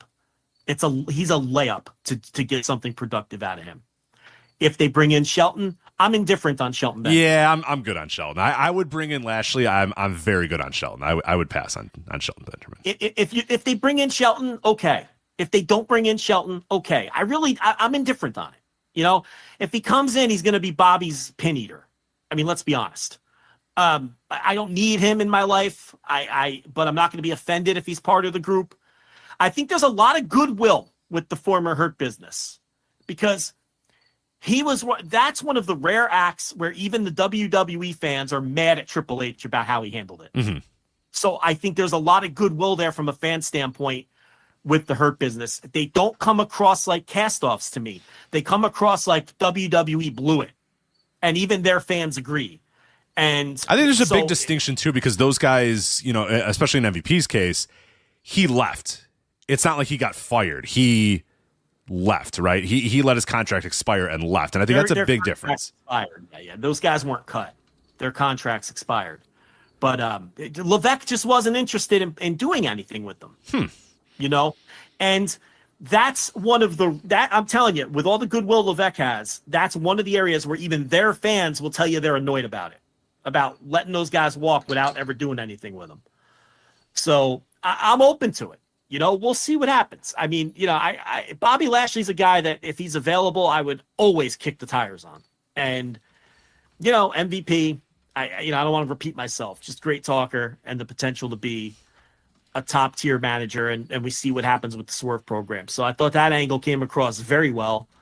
And then the main event, I didn't like it as much as a lot of people did, but I thought it was very good. I would want a little more violence. I thought this new incarnation of Moxley and with what Darby is, he should have beat him up a little worse than he did. I wanted a little more violence in that match. And which is funny since Darby was foaming from the mouth with blood and everything. But I don't know. I just wanted more out of it. But it accomplished what it needed to accomplish. Yeah, Moxley I won. think that would have been a match to really prove that this Moxley thing is very, very different. Because I'm with you. I thought it was good, but like honestly, I was envisioning that the match ends by like Moxley having Darby in the mount and just punching him so much while he's bleeding, and the referee being like, "All right, no, we're done here. Like this guy is a bloody pulp. You've beat him enough. It's over." We just kind of had like a Moxley Darby match that wouldn't have been out of place in 2021 or 2023 or 2020. You know what I mean? Like it felt like a match that could have existed in any other year in AEW history, whereas we're trying to kind of get this new Moxley thing over. So I want a little bit of a different vibe out of it, and it didn't necessarily deliver on that sense. Now, I think the Moxley thing is cool. I think what they're doing with Moxley is great. It's a nice reinvention. I'm into it, but I did think the match needed to be a little bit more targeted towards and directed towards Moxley, this new coat of paint that Moxley has, and not just be a pretty standard Moxley match. And I thought at points or maybe more it felt more like a standard Darby match more so than a standard Mox match, if that makes sense. Like Darby it was good. I'm not complaining. It was good. I felt that they could have probably done it a little bit better. You have a guy there in Darby who will do anything and take any abuse you want to give him. And Moxley, you're trying to get this guy over as this is a fucking killer who's about to end Bryan Danielson's career. If everything goes right and he takes this title, that's what it's going to happen. So you want that sort of vibe that, oh my God, this guy is killing people. He's literally out there killing guys. And that's all I meant. Yeah. I didn't think you got a whole lot of that with I think he's beating up Darby and Darby's taking huge bumps, but I don't know that you quite got the oomph that this guy's a fucking monster and he's about to, he could go to Wrestle Dream and end Bryan Danielson's career in a couple of weeks here. That's kind of what I thought we were going to get at the end. And it was a good little match, but not much more than that. I think they got where they needed to go with it with the post-match angle and everything. There's a real element of danger around Moxley and his group. Danielson with the tie right in front of Justin Roberts. That was a nice little touch that I'm sure most people picked up on with the necktie around Moxley's throat. But coming out of it though, especially with Danielson's brief promo, I just didn't come out of it feeling like it's the right time to beat him yet. And I think he's going to lose, but I think I feel like there's 2 more weeks of build coming, but that seems so quick. I might change my mind. That seems quick. 2 weeks. But the problem is you can't beat Moxley either. No, you can't beat Moxley yet either. So, if I had to choose one way or the other, you have to have Moxley win the match. But I feel like Danielson really goes out like a chump if he gets turned on, choked out with the bag, and then immediately loses his title to the guy and then disappears for a year and a half. I don't think that doesn't feel right. It doesn't feel right. But at the same time, it's way too soon to beat Moxley.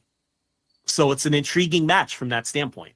And I don't know how they get out of it in an effective way, but I reserve the right to change my mind as we see the rest of the build. Right. We got 2 weeks. I thought I thought Grand Slam was a pretty awesome show. It felt big too. It didn't feel like a standard TV. It felt bigger. Mm-hmm.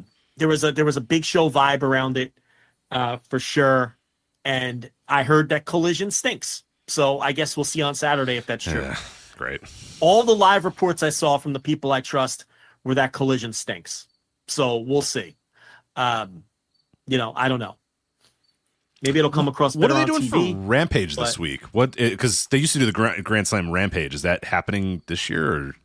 I'm doing Grand Slam Collision. Yeah, Rampage was taped Oh, it's one of those time cop things. Okay, so it was last week. Yes. Rampage was taped before all of this, but will air after the first night of Grand Slam. Okay. You see what I'm saying? But what they did with Rampage, if you look at the lineup, it's all people and stories that were not featured in Arthur Ashe. Got it. Okay. So there's no weird continuity they had to worry about because there's nobody on Rampage that did anything at Dynamite or Collision. Okay, so that I guess that was my question: is it going to be this weird thing where Willow Nightingale's like doing something else, and then we, no. It's all they handled all that. Let me see if I could find that. It was the one that was taped in I want to say Springfield. It's House of Black versus Action Andretti and Leo Rush, Anna Jay versus Robin Renegade, Takeshita versus Angelico, the Acclaimed in a squash. And Willow's on the show. She wrestles Taya Valkyrie in the match they set up when she got confronted by Deanna and Taya. Okay. So, as you can see, there's not much there that has anything to do with anything that you saw last night or we'll see the next night on Saturday. So they did a good job from that standpoint, not inadvertently creating any continuity. Right. The only thing would be Willow if you mentioned something about the coming out to save Yuka and something about Mariah May, but you can get by without doing that. You could just have her Yeah, you don't really need that. So that's not bad. Yeah. Okay. So that makes sense. I'm probably not watching Rampage this week. I was just curious because I knew they were doing the Collision. I wasn't sure what they were doing with Rampage. So that makes sense.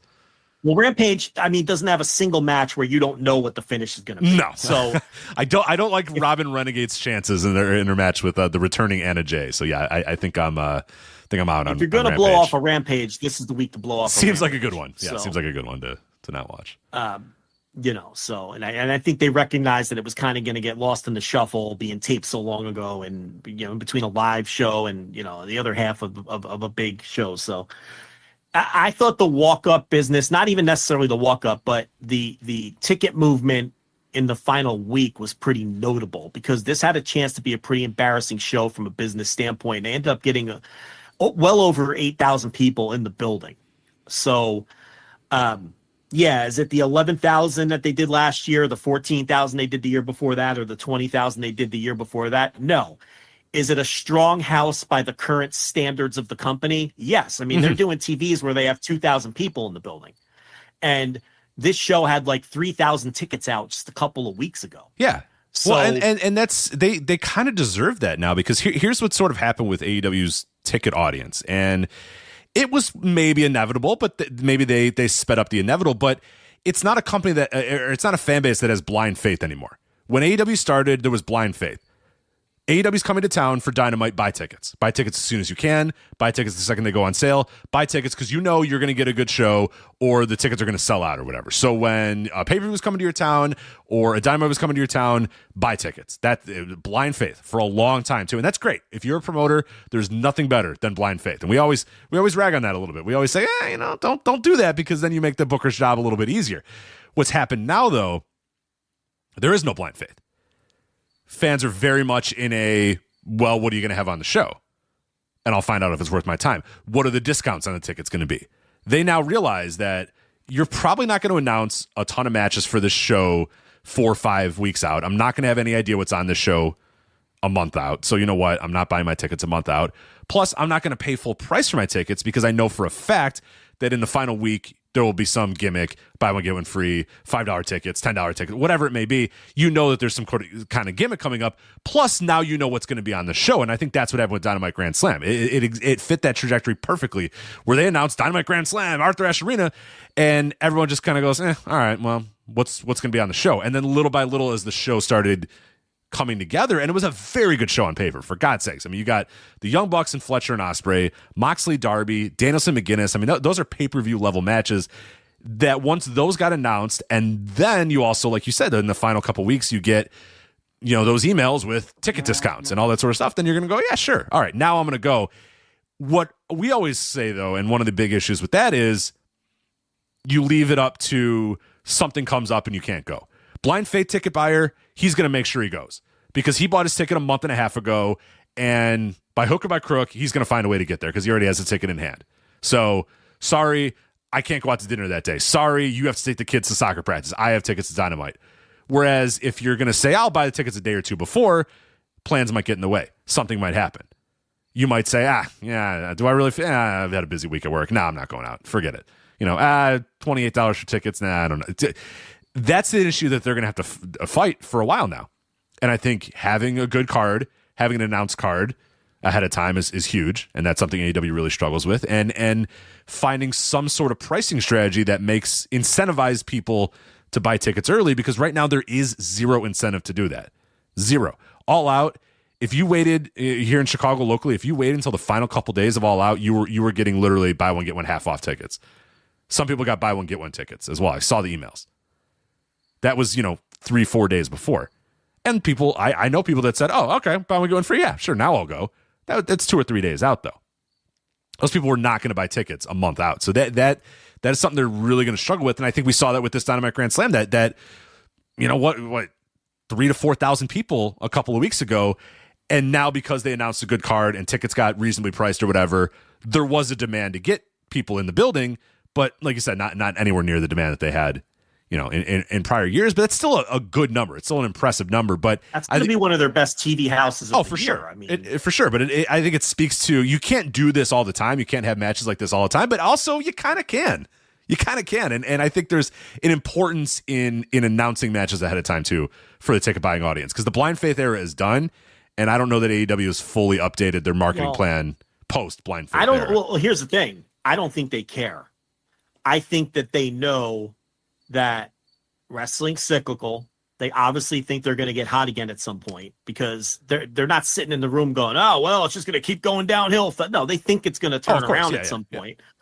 And they know that when it does, at that point, your ticket pricing no longer matters, because it doesn't. When you're hot, they buy the tickets. Doesn't matter what they cost. So I think that they're just going to keep doing this. And the savvier fans are going to understand that there's no reason to buy a ticket unless you need to have a great seat. Right. Unless unless you're a first row person, right? You're going to know that you can wait it out until you get that deal. The savvier fan will know that. And I don't think they give a shit. To me, it's obvious they don't give a shit, because they're not doing anything to change the fact that they're drawing 2,000 to 3,000 people to some of these TV tapings. If they cared, we'd see some different strategies. Right. I think they're just riding it out until they get hot again. And then at that point, you're not going to get those deals at the end, because they're just going to sell all their tickets, like they were previously, like what hot companies do, where it then becomes a hot ticket and it doesn't matter what you charge for it. I mean, WWE, especially on those overseas shows, can charge basically whatever they want. I mean, and every time they have a pay-per-view in one of these, in Germany or France or wherever, those Berlin tickets. Oh my God. I think the price per head was just absurd what they were getting per head. It doesn't matter. It doesn't matter though. People, there's enough people who will buy them. Yep. And, and then they announce, oh, this is the highest grossing, arena show, and whatever wacky stat they come up with each time. So I genuinely, I understand everything you just said. I agree with a lot of it. And I think they understand it. I just don't think they care. Yeah, they might not care. I don't think they care. I think, and then the other thing is, people say, why don't they run smaller buildings? They're not going to do that. They want to have the big set. Okay, that's a big part of this. And I just genuinely don't think they give a shit if they have to have those tight camera shots that only show 1/4 of the building. I don't think they care. Yeah, the problem that I have with that perception-wise is it sucks to be in one of those buildings. It sucks. I don't agree with it. Yeah, it sucks to go to a basketball arena and have it fucking 3/4 tarped off or whatever. That's a bad atmosphere. I have this wacky idea that if I was running a wrestling promotion, I'd like to sell as many tickets as possible and do whatever it took to do that. That's me. I'm crazy. I'm crazy Joe Lanza. Okay? I don't agree with what I'm saying. Regardless of your LED boards, regardless of where you could put your LED boards, yes. Correct. I just don't think they give a shit. Right. Because I don't see how long have the ticket sale? Ever since last March. Oh, we're well over a year. We're well over a year on this. Yeah. We're going to be on 2 years very shortly of this steady ticket sale decline, okay? And they don't do anything to try to reverse it, which tells me that they don't care. It doesn't matter to them. It's not important to them. That's not me endorsing that it's not important. I think it's a troubling sign that they can't sell tickets. Maybe they have a different philosophy. Maybe they feel like, all right, well, we've got a TV deal in the bag and we're taking our lumps when it comes to selling tickets right now, but we're going to be stable when the ink dries on our new deal. And eventually, we're going to get some of these people over as drawing stars, and we're going to start putting people in buildings again, and we're just going to ride this out until it happens. I really feel like that's their mindset. Because we're not seeing action. We're not seeing different ticket pricing strategies. We're not seeing running different buildings that maybe can acclimate the number of fans and the buildings feel full and hot. We're not seeing that. We're not seeing them try anything different. We're not seeing them load up the rank and file TVs and make sure that all the stars are always in the building. They're not doing anything different. Announcing people ahead of time, that sort of stuff. Yeah, they're not doing anything. Yeah, they're not changing anything. And they're not advancing like you just said, announcing further ahead. So I just don't think they care. I think they're okay with this, which is bizarre to me. But, maybe it's just that they see media rights as the be-all, end-all, and we all know that that's the biggest chunk. So it's not even wrong to think that. No, and it's gonna by this time next week, we'll probably have a discussion about that, about them signing new ink, because I would imagine. I mean, Tony has been.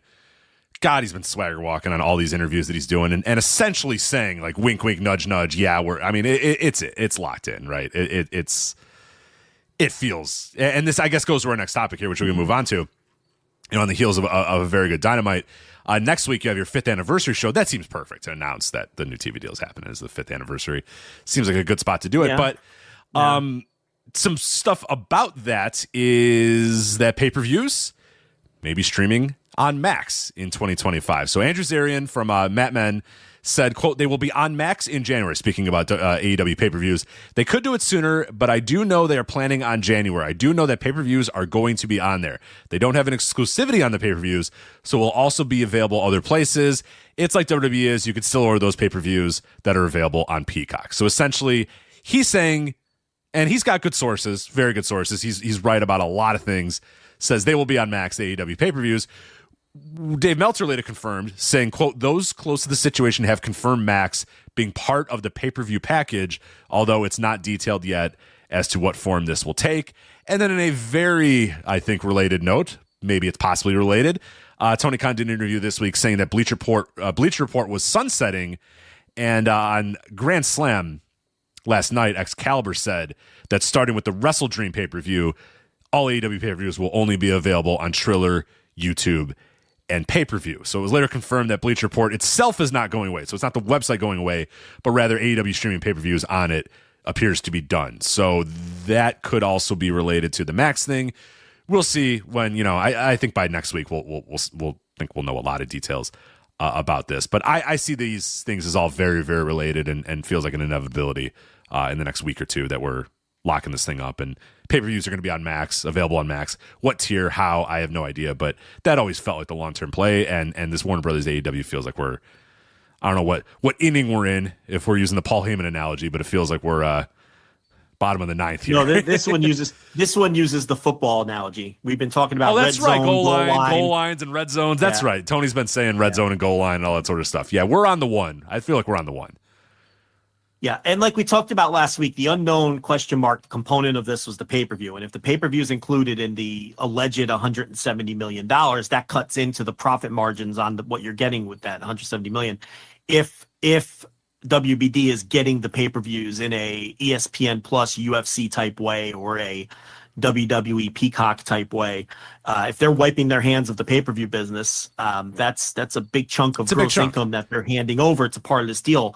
And we did all the math on that last week. If people just want to go listen to that again and how much that would affect the deal, it would take some of the profitability off of it before we find out what's happening with this secondary media rights that they're attempting to sell to network TV. Okay, so there's still that piece.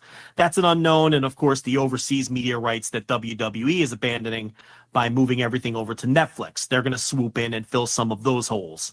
So, again, the pay-per-view part was unknown. We now know that it's in part of it in some way. And what way, though? Right, we don't know if it's going to be buy, because there's the ESPN Plus component, like you said, but a lot of the major UFC shows you still have to purchase on ESPN Plus. Yeah, of course. Yeah, that's right, exactly. Versus the Peacock on WWE, where all of our shit's free, just go, or not free, but it's included in your subscription. Yeah. Two different models for sure. and we don't even know if we don't know anything. We don't know if this is just going to be the pay-per-views available on Max.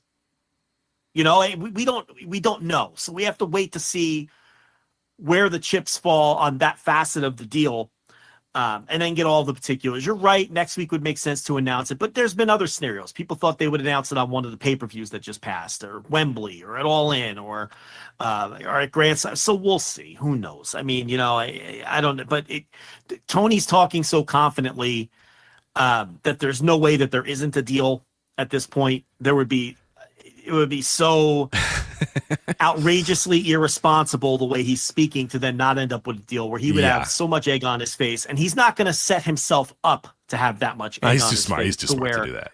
Yeah, he's not going to do that. And when you have people like John Orrand saying that it's basically a done deal, to me it's a done deal. So I wouldn't concern myself with that at all. Now, the rating last night, I found that rating to be massively impressive. Okay, they were up in both total viewership and demo, going against a record-breaking Caitlin Clark playoff game, going up against a bunch of network premieres, okay? Survivor premiered last week, and Survivor was in week 2 this week, but a bunch of other shows premiered on network TV this week. Plus, if you want to toss in the fact that the Netflix Mr. McMahon thing went up on midnight or whatever the day before, so that, whatever attention you think that was going to take, for that show last night to be up in both total viewership and demo, I thought was very impressive. Yeah. I was very impressed by that rating. I really was. I think that, and if you look even deeper, when the WrestleNomics post hit, and he does the trailing, the median of the past 4 weeks and all the down card demos, they were up double digits in most of those down card demos over the median of the last 4 weeks last night, which again, considering the competition they went up against, is very impressive, because the competition was way stronger this week than it was last week. Yeah, I'm looking right now, man. That's a hell of a night, man. You have the Golden Bachelor on ABC, which is a big hit. You have Survivor on CBS. You have a premiere of The Masked Singer on Fox, which is a big deal. Premieres of Chicago Med, Chicago Fire, The Floor premiering as well, Chicago PD premiering. I mean, that's a lot. Big Brother on CBS as well. These are all premieres with the exception of Survivor, which premiered last week. Yeah, right. So and as a huge show, plus a massive, you had 2.5 million people watching the Indiana Fever versus the Sun as well. Numbers. So yeah, it's record numbers for the WNBA too. And the second WNBA playoff game that I think crossed over into 1.2 million for the Mercury and Lynx, which was a little bit later in the night. Yeah, it's kind of wild that we have to talk about WNBA ratings affecting it, but welcome to 2024, baby. WNBA ratings are having an effect on other TV ratings. So yeah, that's a big number to be number 3. Impressive number. Yeah, I mean, last week all they had to deal with was the Survivor debut, was the Survivor premiere. There was no sports competition of note last week to deal with. This was an enormously harder week. So that again speaks to the card that they put together for this show. It drew a lot of ticket sales in the final week and a half or so to make it go from a potentially embarrassing night to an acceptable night. It's going to be their second best TV, because wasn't the Monday debut this year, like in February or March or something in Boston? Yeah. That was March, I believe, in Boston. Yeah. That's going to end up being their biggest TV of the year. This is going to be number 2. This is going to be their second biggest TV gate of the year. I'd have to go back and look and see what that show did. I think it did more than this though. So from that standpoint, they put together a card that drew ticket buyers, and it drew television ratings. I am very impressed by that TV number. To me, this is one of those TV numbers that separates people who know what they're talking about and people who don't know what they're talking about. This is one of those weeks, because you look on the surface and you say, last week they did a 0.22. Last week, they're only up 2% total viewership. But then look what they were going up against last week compared to this week. Right. I mean, this was a fucking murderer's row that they went up against this week. So to me, this is one of their more impressive numbers from a TV standpoint that they've had in a while. And I think it really is one of those numbers where, it shows who's doing good analysis and who's doing not so good analysis. Yeah, who's doing surface level bullshit analysis and just looking at raw numbers and going up, down, no, AEW's in trouble. That bullshit that you get from. I mean, you look at, going up against a record-breaking Caitlin Clark elimination basketball game, and against the median of the last 4 weeks, and women 18 to 49, they were up 12% last night. In women 18 to 34, they were up 17%. In the younger half of the demo, people aged 18 to 34, they were up 19%. I mean, this show would have done, without those WNBA games and without all these premieres, I mean, this show would have did one of their best demo numbers of the year. Let's be honest. Yeah, Wednesday's becoming a very, very, very competitive night on TV because everybody wants to avoid the NFL. So now nobody puts anything on Mondays. Nobody puts anything on. Hey, guys, this is Rich, obviously co-host of the Flagship Podcast here on the Voice Wrestling Podcast Network. We'll get right back to the Flagship. Before we do that, though, I do want to let you know that this particular episode of the Flagship Podcast is sponsored by our friends XBet. If you are passionate about sports and looking for a thrill, you need to check out the freshly redesigned XBet.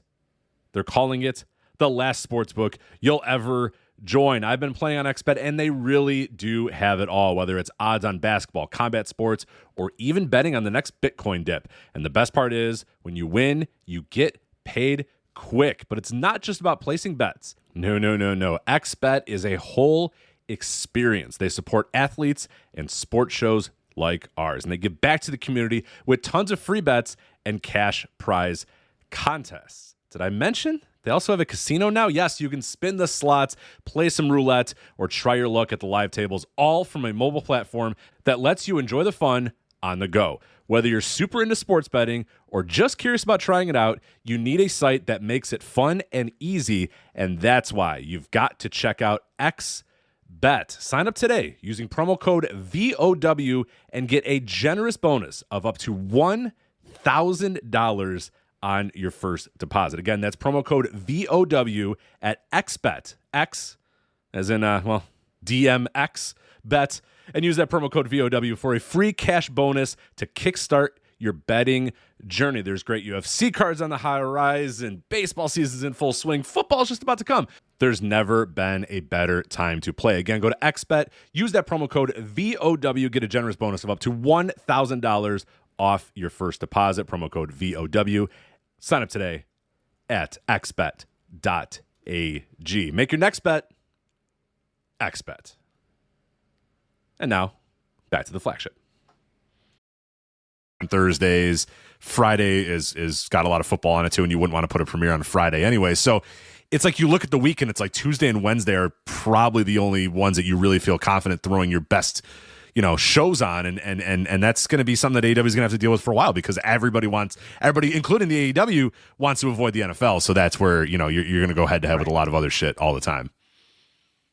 Yeah. But you know what? Hey, we're speaking about ratings, so I think it's a good time to move on to SmackDown's ratings on USA. So they have obviously moved from Fox to USA. The premiere, September 13th, I wrote about this a little bit behind our paywall at flagshippatreon.com, but the premiere, September 13th, that show averaged 1,723,000, 1.7. We'll make it easy. We're 1.7 and a 0.55 in the 18 to 49 demo. Now, that was the debut. Now, this last week's episode, the September 20th episode of SmackDown, averaged 1.49 million viewers and a 0.45 in the 18 to 49. So now I'm just throwing random numbers out at you, so you might not know what the hell I'm talking about. What do those mean? Who cares? WrestleNomics, Brandon Thurston does a great job of doing the comparisons. He does last week, trailing 4 weeks, and then quarter averages. So here's the overall viewership averages and comparisons for the September 20th episode of SmackDown, the second one on USA. That episode versus last week, down 13% week over the debut. That episode, September 20th versus the trailing 4 weeks, down 21%. Now, of course, we're comparing some of the Fox shows to the USA shows, but I think it's worth, discussing here at least a little bit. And then the quarter averages, again, you get a little muddied up because you're dealing with some shows that are on Fox, but they're down 11% in 2024 Q3 versus 2023 Q3, and they're down 29% in September year over year, September 2024 versus September 2023. Now, in the 18 to 49 demo versus last week, they're down 18% in the demo. week over week. So from the debut to this show, trailing 4 weeks, they're down 13%. And then the Q3 average, 2024 versus 2023, down 8%. And September year over year, 18 to 49 demo, they're down 23% SmackDown. So, yeah, I mean, I'm not concerned with the Fox comparisons. We all knew it was going to be down dramatically from Fox. I think we have our new medium. We have our new medium now. We have this 1.4 is probably where this 1.4. I think this is where they settle. 4.5. This is where they're going to settle for sure. Yeah, the 1.7 the first week on SmackDown, as you wrote about, it meant nothing. That was going to be where they're going to start higher than where they settle, and they did. And they weren't going against Fox's college football either. Now, the network that they were on 2 weeks ago is their prime competition, okay? Because the football game did over 4 million viewers.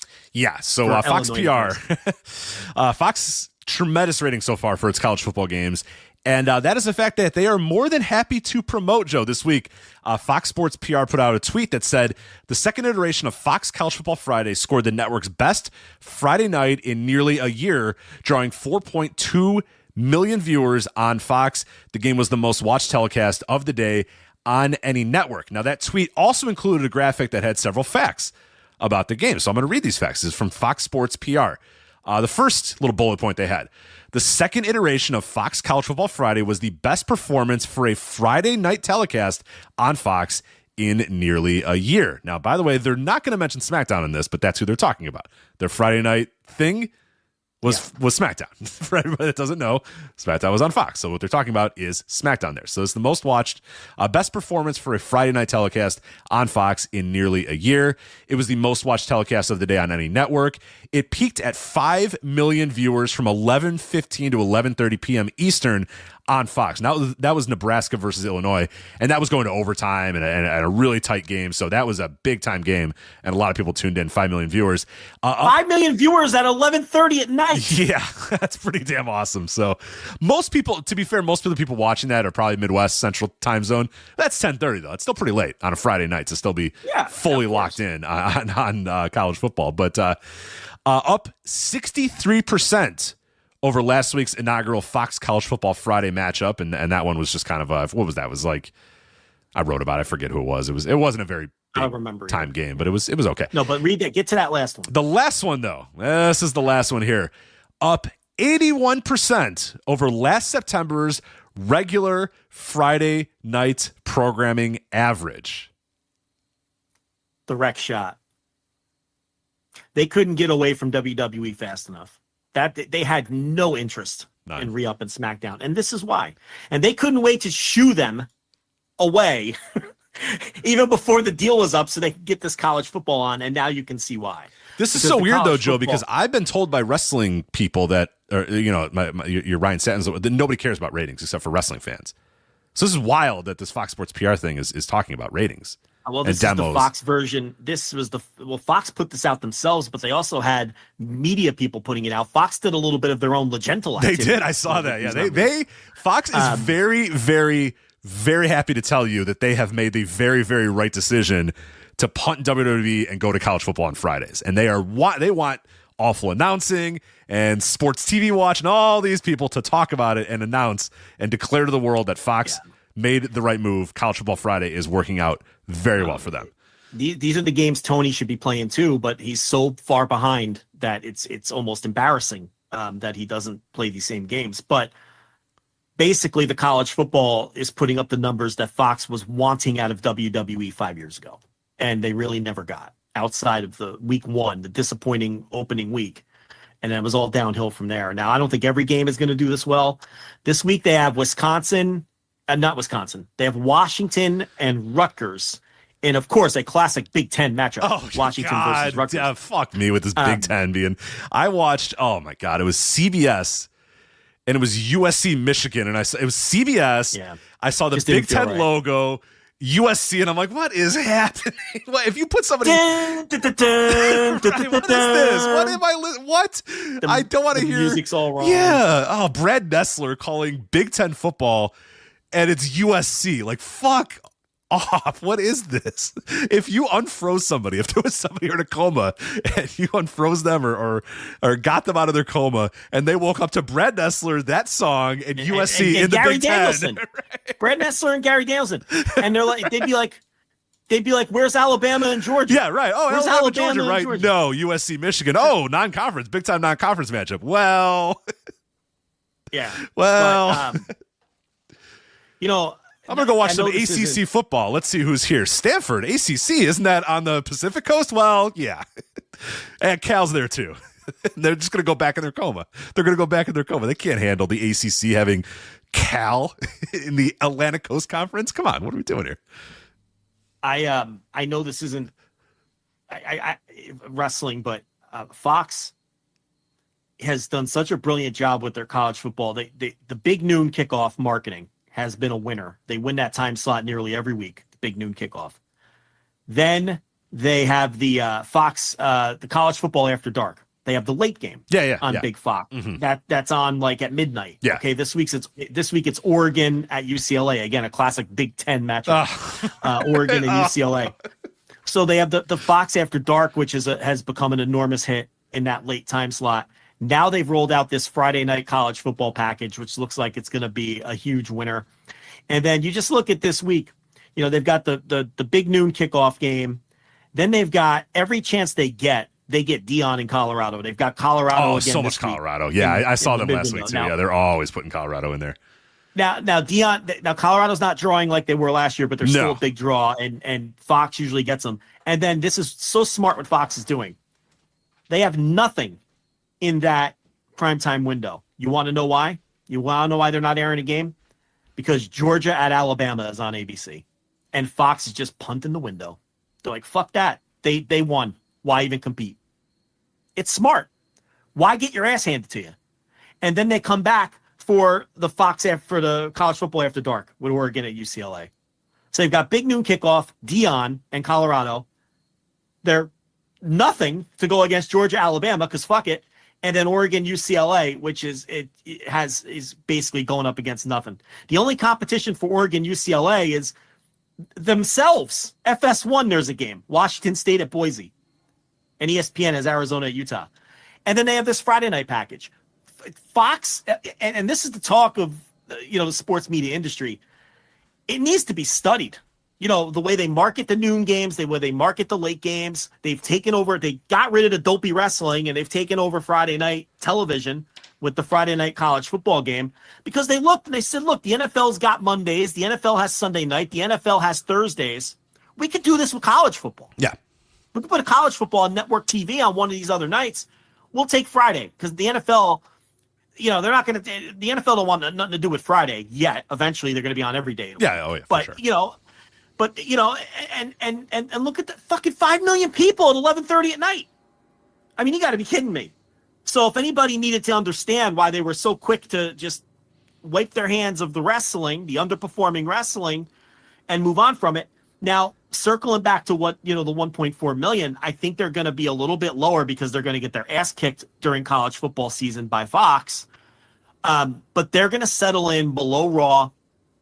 Outside of football season, I think Raw is going to go back to being firmly the A show, and SmackDown is going to go back to firmly being the B show. Well, I don't think hold on a minute, though. We're not going to know what Raw is going to be. By the time football's done, that's Raw's true. on Netflix. I forgot about that. You're right. That's a good point. But this 1.4 million is, that's what they're going to do during football season. I don't think it'll go much lower than that. I think that's where they're going to be. Yeah, it's probably 1.3, 1.4, 1.5 is probably where they're going to live for a while. And then outside of football season, maybe they'll go back to peaking at around 1.7. They'll live in that area. But the days of SmackDown doing 2 million, 2.1, 2.2 million viewers a week, that was a network thing. And if you pay attention, people who were paying attention knew that this is what was going to happen to their numbers on on cable. So it's hard to knock the giant piles of money they got. But as we talked about last week, all of these giant piles of money came in under projections, under expectations, and there's no doubt about it. They're going to have less eyeballs on SmackDown moving forward. Mm-hmm. And Raw on Netflix, we'll see. Raw on Netflix, we'll see. In theory, they should have more people watching Raw on Netflix. We'll find out. Yeah, or maybe we won't find out. We probably will never find out exactly how many people are watching. We'll find out if it's good. If it's good news, we'll find out. If it's not good news, maybe that'll probably be a good indication if it's not good, because we won't hear as much. But also, they could just lie about it and no one's going to know anyway. You know what I mean? They could just say we were the most watched sports thing on Netflix this week, and we'll go, okay, whatever. You know. Here's all you need to know: they didn't get the deals they wanted. They got enormously profitable deals, the greatest deals in wrestling, but they didn't get the deals they wanted in either case. So, I don't know. So yeah, that's I was kind of wondering where SmackDown would settle. You know, the one the week before was loaded because I wanted to make sure people knew to change the channel. You know, so you knew that one was going to be a little higher. Yeah, that one had Roman. It had a cage match and a lot of promotion behind it. And no football competition. And no football. Well, it had the one game, but not really anything. It did have a Fox game, did it? There was a Fox game. Yeah, I forget what it was. It wasn't a very... What was the... Oh, I could look it up for you right now. What yeah, was, September 13th. September 13th. All right, let's look that up. So that was... Oh, yeah, Arizona, Kansas State. Yeah, that's just a, Arizona, that's Kansas just State. a game. That's just a game. That's nothing. Well, I mean, that was a good game, too. I don't know what it did, though. I don't know what it did. I don't I have that written up in the... let me see. I got it written up for posterity purposes, if we need. It didn't do as well as this week. No. Well, we have it in this Fox thing. It did 2.58 million was the average viewers for that one. So yeah, you know, you said Illinois, Nebraska was going to be a big game, and people doubted you. I know. You got to live here, man. You have to have spent time in Nebraska. Trust me, Nebraska fucking matters in Nebraska. That whole fucking state shuts down for Nebraska football and Nebraska basketball, which I found. I was at a bar during a Nebraska basketball game, and I didn't realize people got down like that on Nebraska basketball, but they did. And Illinois downstaters, like we like to call them here, as in the Chicagoland area, they fucking love the Illini. And anytime the Illini are like good on any level whatsoever, which they are very good right now, they're all in. So yeah, I had no doubt in my mind that was going to do enormous business. And yeah, the Nebraska told kids to not even come to campus because just get ready for the game. There's online classes only today to get ready for the game, and that was going to be a massive, massive, massive game. If you don't know Nebraska, if you don't live in the Midwest, you don't quite understand what Nebraska and Illinois mean to those fan bases, but they mean a lot. And evidence by Washington Rutgers isn't going to do that kind of number this week. These TV execs always think that Rutgers is going to carry the New York market. New Yorkers don't give a fuck. Remember when they joined back in the halcyon days, there was a time when Rutgers joining the Big Ten was like, oh my, what? Rutgers. But the idea was the Big Ten would say, whoa. Just guys, we're getting the New York market, as if, some guy in Manhattan is going to go, oh, finally Rutgers. I can't wait to watch Rutgers, Does anybody care about Rutgers No. There's not a single person in New York who cares about Rutgers. There's not many people in New Jersey who care about Rutgers. I'm not trying to be funny or cute about it. It's just no one cares. Right. Okay. There's always this idea that if you get Rutgers, you get the New York market, and it's never been true. And I guarantee you put on that Fox game this week. It's Washington at Rutgers from Piscataway. During the commercial bumpers, they're going to show the Statue of Liberty. Right, do a drone the shot. The Empire State Building. A drone shot of Central Park or whatever, yeah. Yeah, the New York skyline. And they might even, sometimes they even light up the top of the Empire State Building red. Oh. Okay? And I guarantee you nobody in the city is going to even know what that means. They're going to be like, why is that? It's going to be they're going to think it's for the American Heart Association or something. Yeah, it's Heart Month or something. Yeah, all right, whatever, yeah. Okay, and take it from someone who lived there their whole life and lived 10 minutes from the Rutgers campus. No one cares, especially in New York. There was that one time they were good, right? What was that one time they were good? It was like decade. Well, they had the team with Ray Rice and Brian Leonard. Yes, yeah. Right. Yeah, and they were in the flirting with the top 10. They had that great game at West Virginia. That was Greg Schiano's first go around. He really had him cooking. And then he left for the Buccaneers, and it all fell apart again. Schiano's back, and he's starting to rebuild it. I didn't know he was back. That's awesome. There you go. He's been back a few years, but he's got them respectable again. But it's going to be impossible to get them to where they were because they're playing in the Big Ten now and not the Big East. So it's going to be a lot more difficult what the best he can hope for is they're going to be a pesky team that's hard to beat, but they're never going to challenge for Big Ten titles. Yeah, I don't think they're challenging Michigan, Ohio State, USC. It's going to be tough shakes in the Big Ten these days. If he never would have left, I genuinely feel like they could have been a power because he was owning New Jersey recruiting, and he also had a pipeline in South Florida because he was an assistant with Miami. So he had a pipeline to all those South Florida high schools from the recruiting that he had done there for years. And that's why those Rutgers teams were all so loaded because, New Jersey is a high school football hotbed, and so is South Florida. And that was a lethal combination. But then he left for the NFL, and the program just fell completely apart again. Right. Because he's the only one that's ever been able to win there. He's a good coach, but now it's just too much of an uphill battle. But there you go. I got everybody ready for Washington at Rutgers. Yeah, there it is. Previewing. We're doing a better job of previewing Fox College Football Friday than we are the upcoming wrestling shows this weekend. But there you go. So real quick, NXT debuting on CW next week. They have a live show from the Allstate Arena in Rosemont, Illinois. I'm partially considering going. I shouldn't go, right? A live NXT sounds horrible, right? I shouldn't do that. Oh my God, why on earth would you ever fucking go to that? Thank you for talking me off the ledge, because I had a thing that was like, maybe I should go, but thank God for getting me back on the right track. But it's loaded. It's a loaded show. Trick Williams versus Ethan Page, Roxanne Perez and Julia for the NXT Women's title, a street fight, Wes Lee versus Zach Wentz, Lola, I wrote Lola Vince here, but Lola Vice and Jada Parker. Vince McMahon, I've written Vince so many times in the last week. They're going to face members of the Fatal Influence. I guess we don't know who those people are yet. Okay, now I didn't know Miz TV. Okay, I guess I should have read this. I'm not going to be there now. Miz TV with guests Oba Femi and Tony D'Angelo. There's no chance in hell I'm going now. Plus an appearance from CM Punk. So that is next week on the CW live. Per WrestleTix, right now the available tickets, 1,413. Current setup, 7,491. Tickets distributed, 6,076, which is that's light. Punk, that's light for the Allstate Arena. It's good for NXT. You can't knock it for NXT. It's better than the St. Louis show. It's better than that show, which they moved to a smaller building. Punk didn't draw that great a few weeks ago for their TV. The ratings. Look, the intrigue here is to see where this show. I don't think anyone has a clue ratings wise what this is going to do. It's such a mystery. Yeah, the CW has been doing good. Like they had their first, I think it was Sean Cedor's in the chat room, so he'll correct me here. But I think they had their first. We talked about this Xfinity, which is the NASCAR minor league, your AAA of NASCAR. They had their first race, and I want to say they butted up to just about maybe a little under 1 million for that. So they had good numbers for that first Xfinity race, and we always tell people you can't judge the CW by what they were doing a year ago because it's a whole new thing.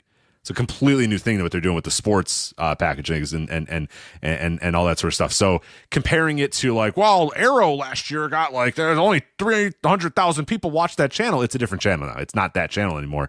It's more sports oriented. And we saw with the Xfinity race, it did do pretty well. I'm sure Sean or somebody will have those numbers for us in a minute. 906,000. Sean Cedar, thank you very much. 906,000. For the first Xfinity race. So that is that's a big number for the CW. So we'll see what NXT does there.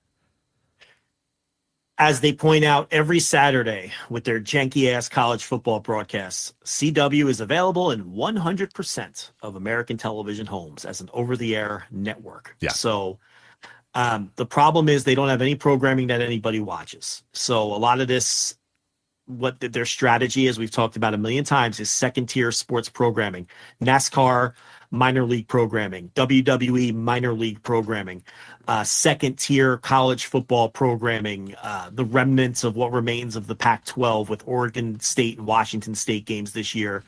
It's their little lane that they're trying to fill.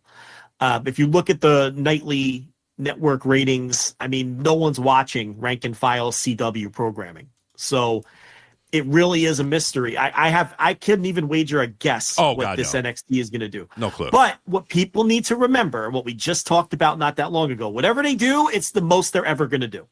Whatever they do this week is the high watermark.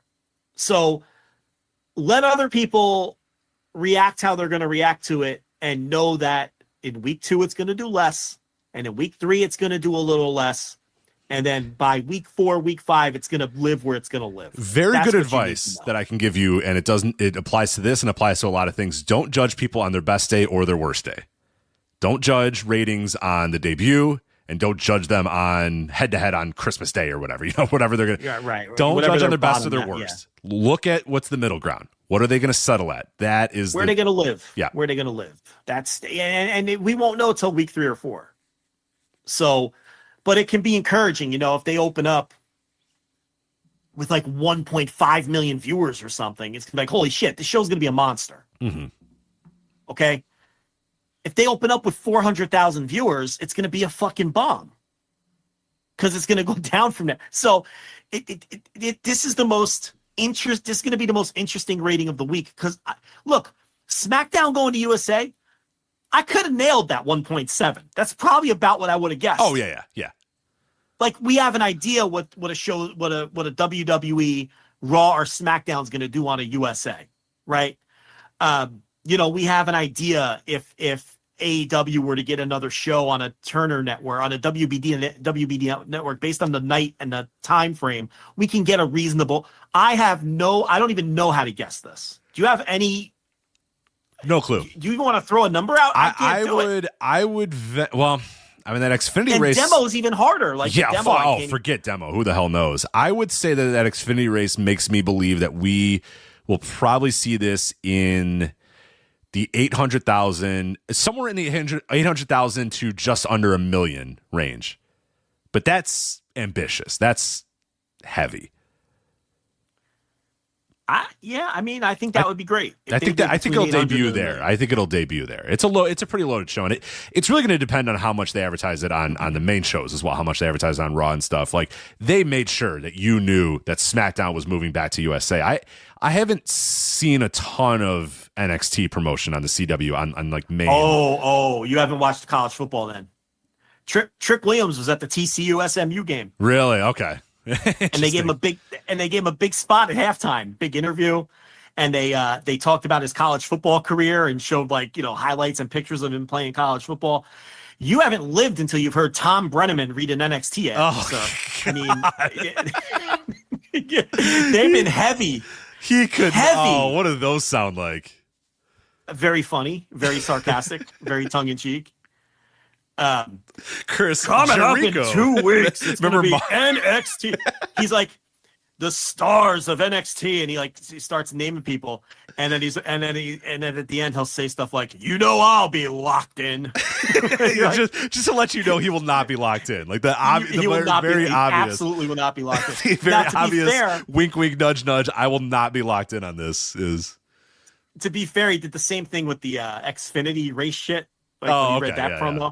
They put the leaderboard up with all these drivers that he definitely never heard of. No idea who any of these guys were. Yeah. And he was like, this race is tight for the top in the Xfinity series. And you're like, nothing of the Xfinity series, Tom. But good company, man. Cole Custer, Austin Hill, all the stars. Yeah. Exactly. Any of these dudes are, yeah. Yeah, but no, they've been pushing it hard at least during the college. Now, I don't watch anything on there aside from the college football games, so I wouldn't know what they're doing, during whatever the fuck they're showing on a Tuesday night or random Tuesday night. But the push has been very hard during the football. All right. So speaking of the CW, and I wrote about this behind our paywall, flagshippatreon.com. There's an article up about this if you want. We know our good friends at the National Wrestling Alliance. They have a TV deal with good friends. Hey, now, good friends. Yeah. Friends. They're not friends at the National Wrestling Alliance. I don't have any friends. I would like. Maybe to you got some friends over there. Me and Billy. We drink tea and talk. Go way back. Chicago buds. Yeah. Talk about Chicago tapes. Talk about the Kohler promotion and stuff. You insist to him that Mayonnaise is his best song, and he argues with you. Is that kind of thing? That is not the best. No, I wouldn't. I like that song. Is that a bold take? The take you have? I just threw a song out there. I wasn't trying to make a statement. If you're locking it in. You're like, no, that's it. But anyway, so the NWA is on. They have a quote unquote TV deal And the TV deal is that their shows air on the CW app. So NWA Power with 3 R's, which you could spout fakes. There was a lot of fakes out there this week reporting about NWA Power, and they had 4 or 5 or 2. It's 3. 3 R's, folks. Know who the experts of the NWA are. It is us. But they have their episodes show up on the CW app. So now we've talked about this before on the Flagship. Their new strategy is they tape shows and they cut them up for Power. Nothing's on YouTube anymore. There's not pay-per-views anymore. It is all done for the CW show, for Power on CW. That's how it goes. There's a very weird thing going on with the NWA right now, is that if you go to the NWA Power show page on the CW website, every one of the episodes of the NWA that's on there from season 15 to season 19 shows that it expires in 4 days. Now, if you do a little math there, it expires the day before NXT debuts on the CW. Now, curious. I reported about this and I wrote about it when Mike Johnson first spotted it. This was on Tuesday, I think, or I think it was Tuesday this week, or maybe Monday or Tuesday, I forget. And at that point, it expires in 6 days. And my thought was, let's check in. Let's see if somebody hit a button wrong and went, oh, fuck, sorry, no, this shit doesn't expire. We're good. Put an expiration date on this content. He wasn't supposed to, whatever. Mike Johnson pointed it out. He said he reached out to NWA to get an answer of what was going on. I don't know if he's gotten a follow-up on that, but that would be the Mike Johnson reports, hey, this thing is happening. He contacts the NWA. If there was not going to be an issue, you would assume that somebody would say, oh, shit, and this thing wouldn't expire. Well, we're here now a couple days later. Expires in 4 days. It still says all that. So now we wait till Monday or Tuesday to see if NWA Power still appears on the CW app, or if once I don't NXT think we have comes, to wait for shit. It's over. I think they're getting the boot. I think they're getting the boot. Yeah, I would assume that is the case. Now, the problem with this is that they are so behind on their taping schedule that the NWA, this is a spoiler alert, if you're locked into NWA, you might want to skip 5 minutes or whatever if you want to not be spoiled on the NWA, but EC3 lost the title to Tom Latimer. Now, this happened like a month and a half ago, but they're so far behind that they haven't aired that episode yet. But that episode is supposed to air this week, but this week is after the thing expires. So will that episode air on the CW, or will it air on YouTube, or what the hell is going on here with the NWA? But I am guessing that this expiring in 4 days thing leads me to believe that this is over, that this CW and NWA thing is over. It was a short-term thing before NXT got on there, or they had this idea of doing something, then they signed NXT and said, okay, now we don't really care about your guys' thing anymore. I don't know what happened here, but something to look at Monday and Tuesday to see what the hell the future of the NWA on CW is. I think they have no future. I think, and this is just, I don't know anything. I haven't spoken to anyone. This is what my gut, my finely honed instincts, which are almost always correct, are telling me that they had a legitimate television deal with the CW for the network itself, for both Power and at Billy's reality thing, okay? Until WWE came calling and the NXT deal, like nearly every other WWE deal, demanded exclusivity. Right. And to worm out of it, CW cut a deal with Billy. Look, we obviously have to make this deal. We'll park you on the streaming side for now and pay you X amount of what we agree to, or we'll pay you what we agree, whatever the case. But we're going to park you on the streaming because those are the terms of our deal with WWE. And when NXT comes over, unfortunately, you got to go. Right. I think that's what happened here. I don't think I think the timing of the cocaine spot, I can't believe I wrote about genuinely breaking this down. But this sentence that I wrote, let me read you. I couldn't believe I typed this out and I was just like, oh my God, it's let me read the sentence I wrote because it's perfect because it's just perfectly NWA. So I said, you have to say it. You have to say it like You have to say it like Christopher Walken would say it. Yeah. Sawin. NWA Sawin. If you recall, cocaine. There was a lot of discussion when the CW locked in NXT and that the NWA previously announced as having a TV deal with the CW was no longer in their plans. The NWA pushed back on that, assuring everybody they still had a TV deal. This was also around the same time as Father James Mitchell's cocaine thing with his concubines at NWA Samhain. This all sounds unbelievable to type out, but I assure you this is all real. So yes, the Father James Mitchell cocaine thing with the concubines at the NWA Samhain pay-per-view. Right. With legitimate concubines. Yes. Were they working? They were shoot concubines? Are you sure? They were. Listen, they were meant to be concubines. You're not like blame them, not us. They're right. To be That's what they said. I think he said it. Didn't he say it? He was doing coke with concubines. Yes, he was doing coke with concubines. That was the whole. So, I don't think that the coke spot at NWA Samhain was the reason that they got pushed to the streaming. I think the timing was coincidental, and I think it was because of the WWE deal. So, that's just my feel on it, because I feel like if CW was that put off by the cocaine spot, they would have just tore up the deal entirely. Why even just push them? Why push them to streaming? Right. There's no point in doing business with them if you care that much. Right. And the timing of them making the deal with NXT, I just think it was, look, WWE always has exclusivity. Why wouldn't they in this case? So at Billy's getting the boot. And now he's got this deal to do tapings at some studio somewhere in Florida, I think. Which, if they got a good deal, that's great. And, presumably they'll be moving their content back to either YouTube or somewhere else. I mean, because I think they're getting the boot full stop. Now, what's interesting is they're still airing shit from like May. Mm-hmm. They're so far behind in what they're airing. And as you pointed out in your piece, they haven't even aired their NWA World Title change yet. That was scheduled to air in a couple of weeks, and it's not going to air. So they've got a lot of catching up to do if they're going back to YouTube or they're going somewhere else with their content. And they're going back to regular television tapings as opposed to just taping like one show a month and then breaking those up into. They're doing like one house show every month or every other month and then breaking those up into 3 or 4 different TVs. And they have a new TV thing too. I don't know if you saw that this week, but Billy Corgan announced that they're going to have a home base now in Tampa. They have, as I said, they have a studio now that they'll be taping TVs at. So that it won't be like these named house shows where they're taping. No, they're just going to tape TV again, like they were in the past. I'm trying to make the most sense of that as I can.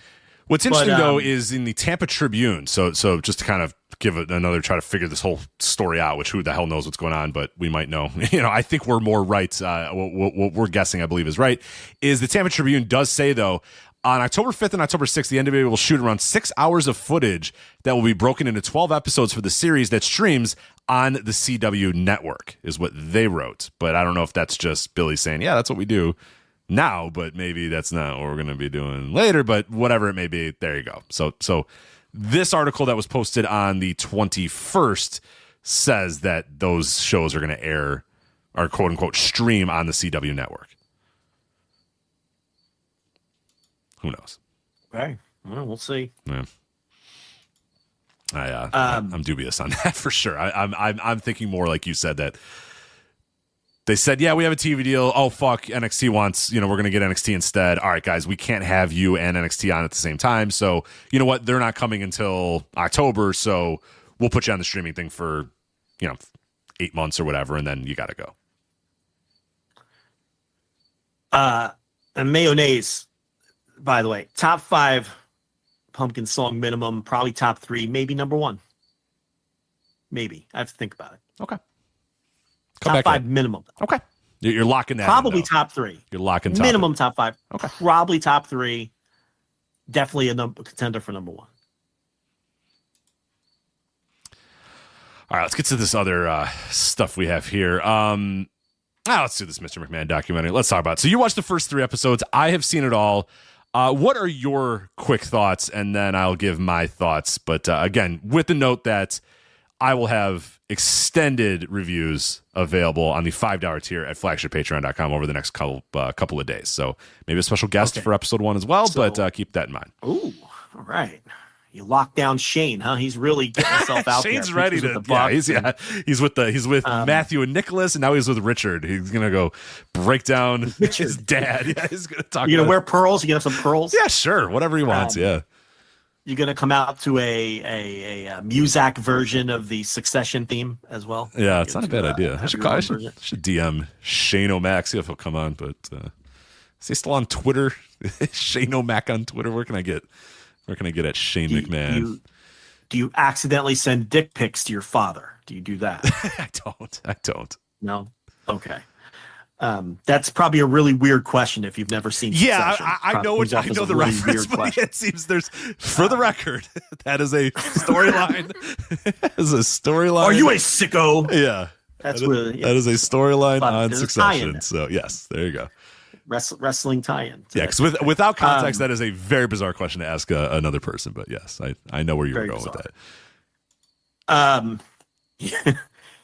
You should watch the show though, but don't do it like I did, where you power through the whole show in like a week, because the show's too much for that. You have to watch one season at a time and then take like a month off in between seasons, because it can be very it's a good show, but if you try to watch it all at once, it can be very repetitive and very just, the word is heavy. It's very heavy and repetitive if you watch it all at once. That's the mistake I made.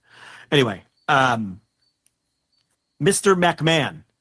Look, I watched the first 3 episodes and I was bored out of my mind. And the reason isn't not because I didn't think it was well done, or that I think, I listened to Bill Simmons' podcast, his latest podcast. He had Schumacher on, and they were talking about it. And I thought Bill Simmons nailed it in that he said, look, we weren't trying to make a documentary for the 1%, for hardcore wrestling fans.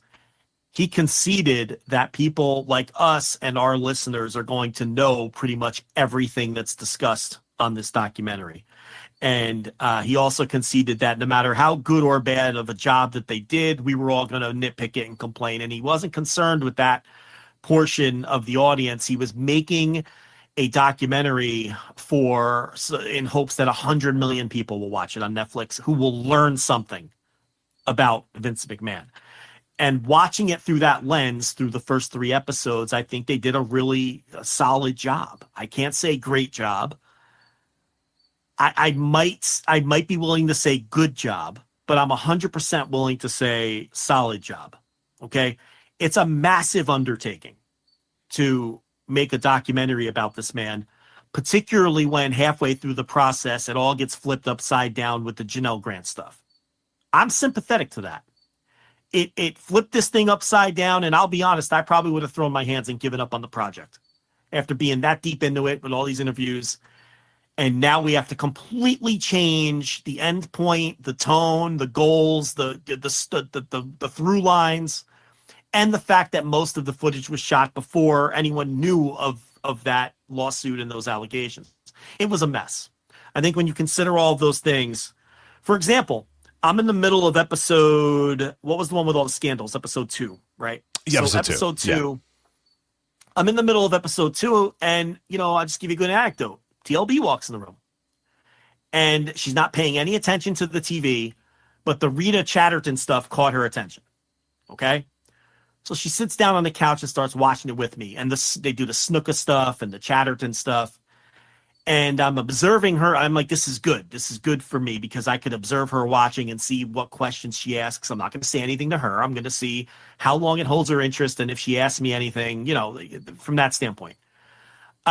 I think for someone like her who knows nothing about wrestling, okay, when I met her, she could probably name Hulk Hogan and The Rock, and that's it. I mean, she couldn't tell you the difference between pro wrestling and MMA. Okay, she's one of those people.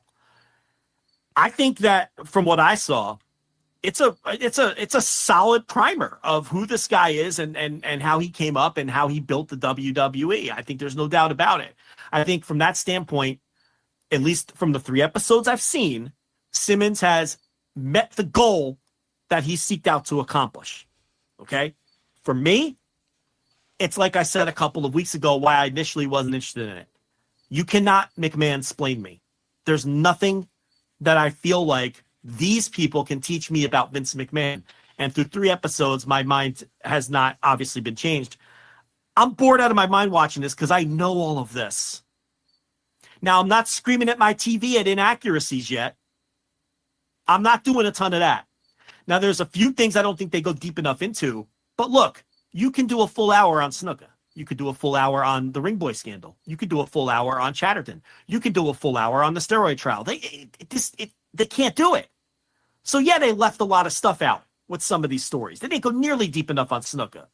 They didn't go nearly deep enough on the Ring Boy scandal. Okay, but you only have 10 minutes tops on each of these individualized topics.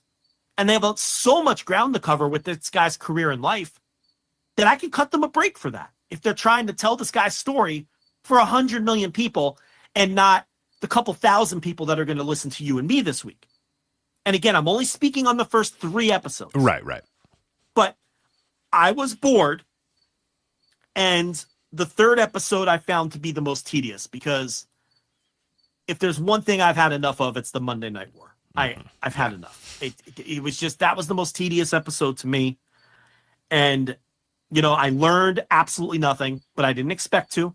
So I'm not going to hold that against them because, again, they're not making a documentary for me. Okay? And they admit that. 2 little notes, and then I'll hand it off to you. Cody is such a bullshitter. He is just, and he was barely in the first 3 episodes. He sucks in the entire series. Yeah, and he's playing the Miz role. You know, have you ever watched any of those WWE A&E documentaries?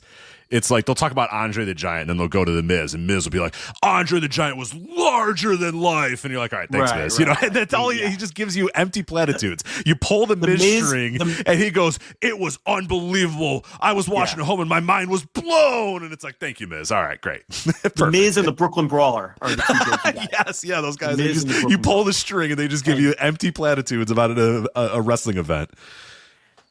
Cody is just, and this is speaking from seeing him here, but also my personal interactions with him. He's just he's a bullshitter.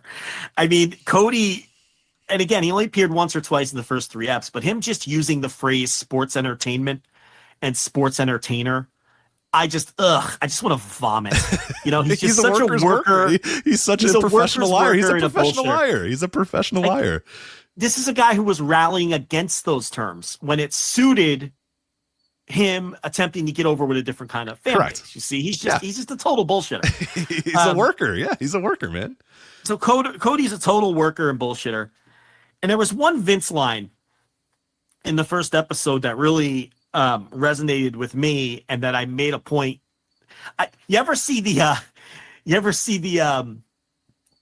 oh shit, who's that actor TLB wants to bang? DiCaprio.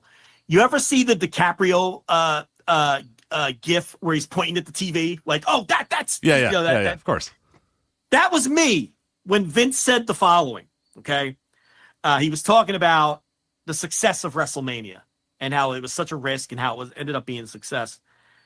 And he said, quote, "I don't know if it was good for the industry, but it was good for me and my organization. And that's all that I care about." Yeah, I wrote that, and it's in bold in my notes because I said, there you go. What have we always said? Always said about WWE and these people. But these people will lie. Well, these people will tell you. Here, one of the best things about this entire documentary, one of the interesting things about this entire documentary, I should say, I think Vince McMahon bullshits almost the least amount of anybody in this entire thing. Like, you know what I mean? Like, there's parts. Trust me. He bullshits a lot, and he lies a lot. But when he's talking about his business and his role in the business, his methodology and his method. Like that. He's right. What if we've been telling people this for 13 years and people argue? No. Here's Vince telling you, I probably hurt the industry, but I don't fucking care. I care about my company. And let me make and then I'm going to hand it off to you because I talked a lot.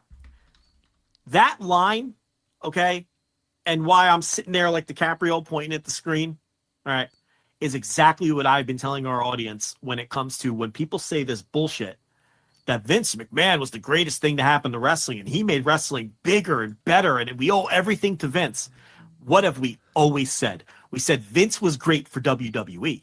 Vince made WWE bigger. Vince made WWE better. All of those things. Vince hurt pro wrestling. Vince was a massive net negative to pro wrestling and still is today. Vince McMahon made pro wrestling worse. He made his own company better. He made his own company bigger. He did great things for his own company. And people would come back at us and be like, you're crazy, you're out of your mind. And here's Vince saying it himself. Here is Vince saying himself what we always say about Vince. Right. My notes say, Vince, I can't believe I'm saying this correctly, points out, I don't know that WrestleMania was good for the industry, but it was good for me and my company, and that's all I cared about. Yeah. And Vince made pro wrestling worse. Period. It's indisputable. And he admits it himself. And he said other things in the first 3 eps along those lines multiple times. He's like, hey, look, I don't fight fair. I don't fight fair, pal. And, it's about competition. If they couldn't hack it, they couldn't hack it. It wasn't my problem. So that's one thing that I think our audience understands. But it's one thing I always try to express when I do guest spots on other podcasts or back when we used to tweet or when I do some writing or whatever. It's that, hold on now, don't give their version of history. Right. That Vince made pro wrestling bigger and better because he didn't make it bigger. He made his own company bigger. And he didn't make it better. He just did all those things for himself and his own company. He made the entirety of the wrestling world worse. And those reverberations are still being felt today.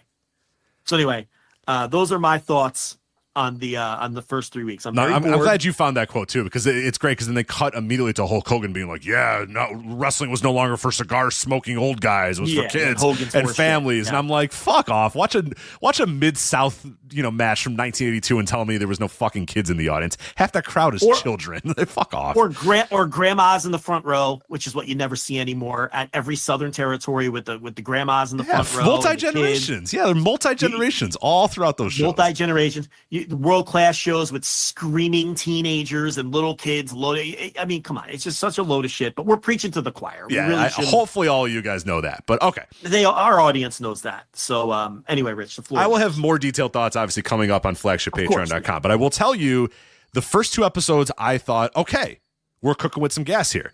I thought the first episode was very good in world building, letting you know about Vince McMahon's childhood, letting you know about how the WWF came to be, how he took the company from his father, how he bought the company from his father, and all sort of stuff. Not a lot of bullshit in that first episode either. It was pretty much like, all right, yeah, this is. I'm writing notes, but I'm basically like, oh yeah, this is mostly good, except for Hogan and Jimmy Hart and a few of these other guys that are just again professional liars are lying about stuff. For the most part, this first episode is pretty damn good and solid.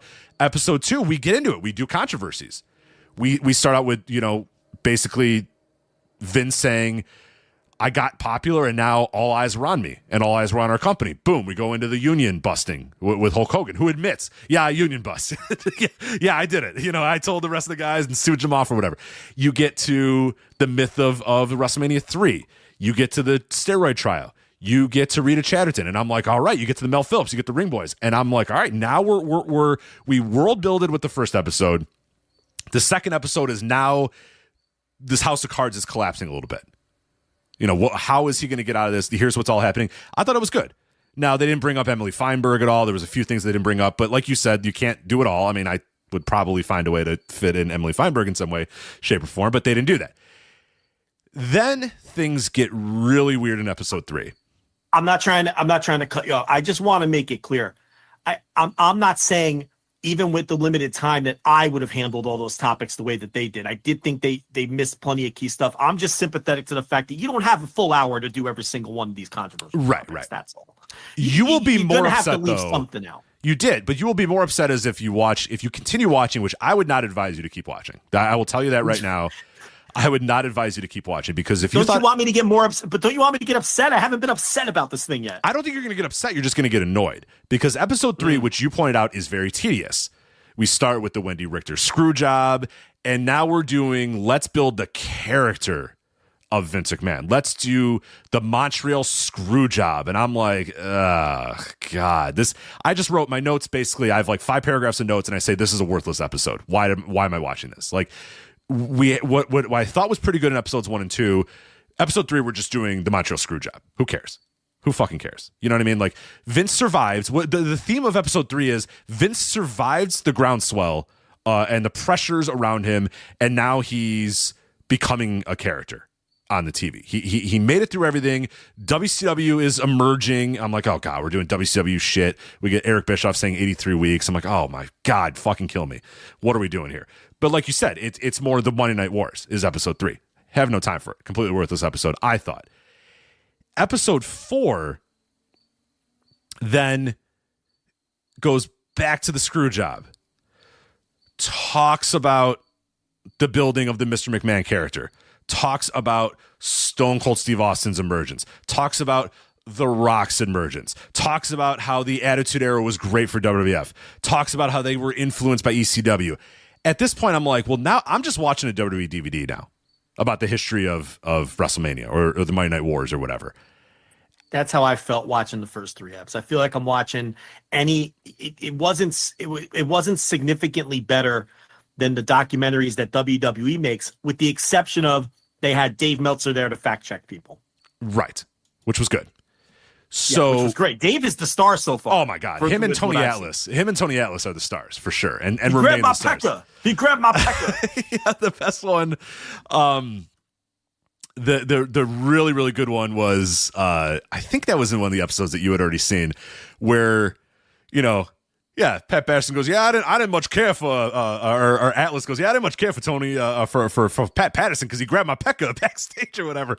And the interviewer was like, he grabbed your what? Yeah, my pecker. He grabbed my pecker. And then the interviewer says like, well, why didn't you tell anybody? And Atlas just cracks up. He goes, who am I gonna tell? And the guy goes, Vince. And he goes, what? Vince? No, before that, he goes, who am I going to tell? He goes, he's the booker. Yeah, right. He's the second guy in power. He's the booker. You don't understand the industry. You don't understand the industry. He's like, you could tell Vince, and the guy and Atlas just he was howling. He's like, what? He'll just fire me. What do you mean tell Vince? Right. He's like, and like you said, he's like, you don't understand the industry, son. Yeah. He's like, he'll just fire me. Just completely, Atlas and Melt, see, that's the difference. That's what makes this, you're just getting a retelling of the history, but you're getting it in a more straight way because you have people to kind of check these guys on, check your Bruce Pritchards and Vince's on right. And, but you are going to Hogan's, of course, on their for bullshit. Sure. But you are going to get a lot less of those. And this is where I really think this entire documentary falls off a cliff, is 3, 4, 5, these episodes. These episodes are the history of Vince McMahon's World Wrestling Federation, not Vince McMahon. I think you can world build in episode 1 with Vince, and I get that you might need to bring up the screw job, and I get that you might need to bring up, WCW was kicking their ass, and I think you might need to bring up, then WWF responded or whatever. But 3 episodes getting us to basically, hey, here's how good the WWF was, and here's how they adjusted. I don't need that. And I don't think anybody needs that. I likened it to, if I'm watching a Aaron Hernandez documentary, are they going to bring up George Halas and the history of professional football and the history of the New England Patriots? They're not. No, probably not. They're going to tell you, and I get that it's Vince McMahon's company and he's the owner of the company, but we don't need all these details about the history of the company. The 100 million people are going to be bored by episode 4 as we're saying, and then The Rock, and here's The Rock cutting really cool promos. Hey, and then this guy happened, and then this thing happened. Oh, and we did this angle. I think you're right, because while my wife was locked into the scandals, because that was all new to her, and she couldn't believe it. Like most people who aren't exposed to this are going to be blown away by these scandals. And what I said to her was, this thing's not even you ain't even the half of it. Say ain't even the half of it. I'm like, we could have a conversation later if you want, and I could give you some, but you're right. I think the rest of what I saw would put her to sleep. She wouldn't even be interested. So I think that you're making a good point. It's really fallen off, and I think that's one of the big issues. Is this thing becomes?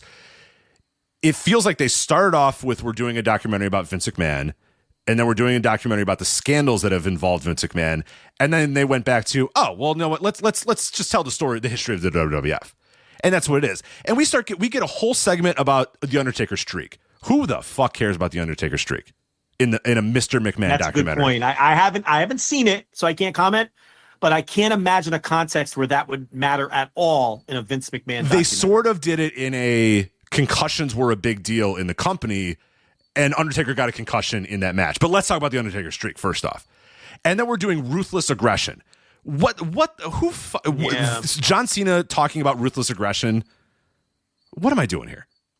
Yeah, now we're just doing a history of the company. Now we're doing the history of Vince McMahon's WWF. And I get that. Vince McMahon owns the WWF, so maybe you have to do that. But we don't need this. It's way too stretched out. So when I heard Bill Simmons say this could have been 10 episodes, I was like, you're fucking out of your mind, man, because this thing needed to be 3 episodes. This is the kind of stuff you can cut and flesh out the Snuka story.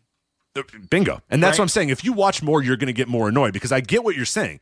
I had the same thought too. Because episode 2, they're like, bam, this thing, bam, this thing, bam, this thing, bam. And you're like, whoa, wait, shit, I'm getting overwhelmed by all these controversies. But that was the idea. The idea was that WWF is getting big, and now all these controversies are coming up. You got the Belzer thing, you got the Stossel thing, you got the steroid trial, you have Rita Chatterton, you have the Ring Boys. It's like bam, bam, bam, bam, bam. And then the Snuka thing.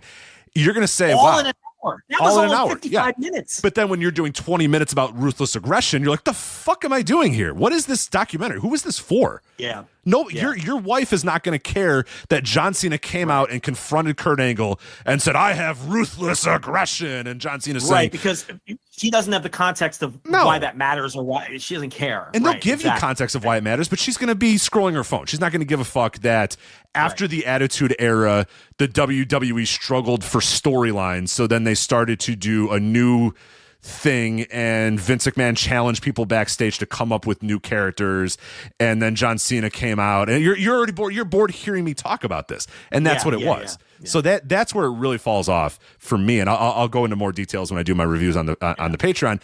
And then don't give it all away. No. And then episode 6 is good. It brings the thing back together a little bit, but episodes 3, 4, and 5, I was like, I am very out on this. What are we doing here? Why none of this is necessary. This could all be one episode.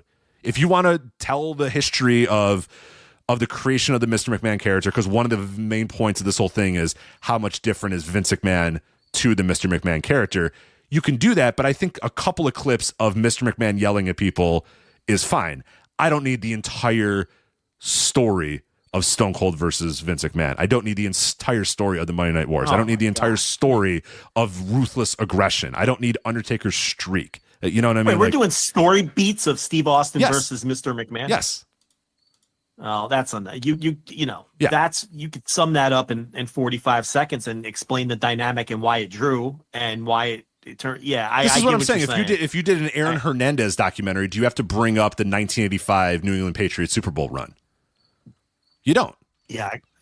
I think that one thing too, the episode 3 where they open up with Richter and the Spider Lady screw job, which to set up the Montreal screw job later, right? Which was the thing when I'm watching the Montreal screw job stuff, and what I'm thinking to myself is, if I didn't know anything about this, and I'm just a random person turning this documentary on, I'm my wife or I'm my brother who doesn't pay any attention to wrestling, Bret Hart just comes off like a whiner who's crying about a fake match, because they didn't provide any of the necessary context as to why Bret Hart was in the right. His contract, they didn't go deep enough into how he had creative control in his contract. They didn't go in deep enough how he was willing to lose the title in a million different times or places other than in Canada. And it was not his final day. They didn't go into the lawsuit that made it so that he could not show up on WCW programming with that title because of a previous lawsuit. There was no way, correct, in any way, shape, or form that Bret Hart was going to show up on WCW programming with the title. There was a billion different details of Montreal that they whiffed on, which were important not to whiff on, because they were trying to get across that the guy was screwed, but they did a poor job getting it across because they left out all those details. And what I realized when I was watching it is, only because I already know all of the blanks to fill in do I understand what they're trying to convey here. Because if someone sits down and watches it that doesn't have all of that knowledge, they're going to come away from that segment thinking, man, Wendy Richter got what was coming to her, and so did this fucking crybaby. It's fake. Just lose the match. Do you know what I'm saying? Like, they did a really poor job with that, and that was the entire theme of the episode. Mm-hmm. It was titled Screw Job. Well, it didn't come across like a screw job the way they presented it. It came across like this guy, Bret Hart, is a psychopath who's a mark for himself. Right. He's talking about, I'm an artist, and what I do is art, and when disrespected me on national television. Yeah, but you didn't explain why. That's why, to me, episode 3 was the most tedious and the worst of the 3 that I saw. The first 2 were just boring. I'd bail now then. I'd bail now then if I were you. Unless you have literally nothing else to do, I'd bail now. Or if you want to, jump to episode 6. I got to see it through now. Well, enjoy. And there's little bits here. It's not to say that episodes 3, 4, and 5 don't have anything, but they have little bits here where we briefly talk about Sable. And we briefly talk about, the sexual harassment lawsuit that she, which has a very, very weird part in it, just to let you know. So they talk a little bit about Sable, and they ask, so Vince, what about Sable and her sexual harassment lawsuit? And he goes, well, I don't really remember much about. He says, quote, I found the quote here. It says, quote, I don't remember much about Sable in regards to a lawsuit. All I know is she came back to work, which is weird. Mm.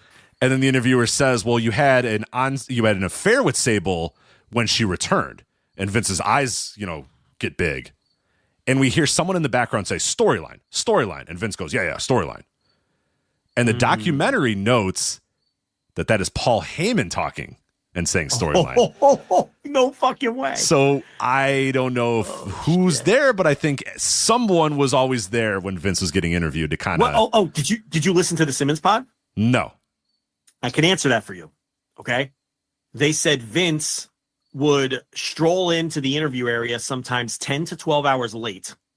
Okay. He'd have them come there in the morning, and then he'd have the secretary tell them, oh, it'll be another hour. It'll be another hour. It'll be another hour. 10 to 12 hours later, he would show up and sit down. Cool, dude. And he would come with his entourage, as they described it. Yeah. Okay. So that explains he didn't come alone. So obviously he had Heyman there to help him cover his tracks, and he had an entire entourage every time he showed up. You know what I think happened here? Because it was Vince's idea to do this doc, okay?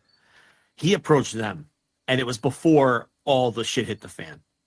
I think Vince knew he was cashing out.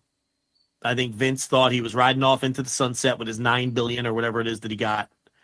And he wanted this documentary to be the bow on his career. And he knew that they were going to want to touch on the controversial topics, but he's so cocky and sure of himself and that he can control narratives that just knowing what we all know about Vince, that probably didn't concern him that much.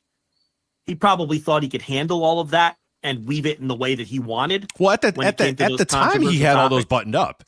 When this documentary started, he had all of his things buttoned up. He had the Rita Chatterton thing buttoned up. He had as he says, I had a consensual relationship with her. And you know what? It didn't matter because the statute of limitations had passed anyway, which is like, whoa, that's a weird thing to say, but okay. But I think he saw this as kind of like a postscript to his career. Correct. And that he could control all of the negativity.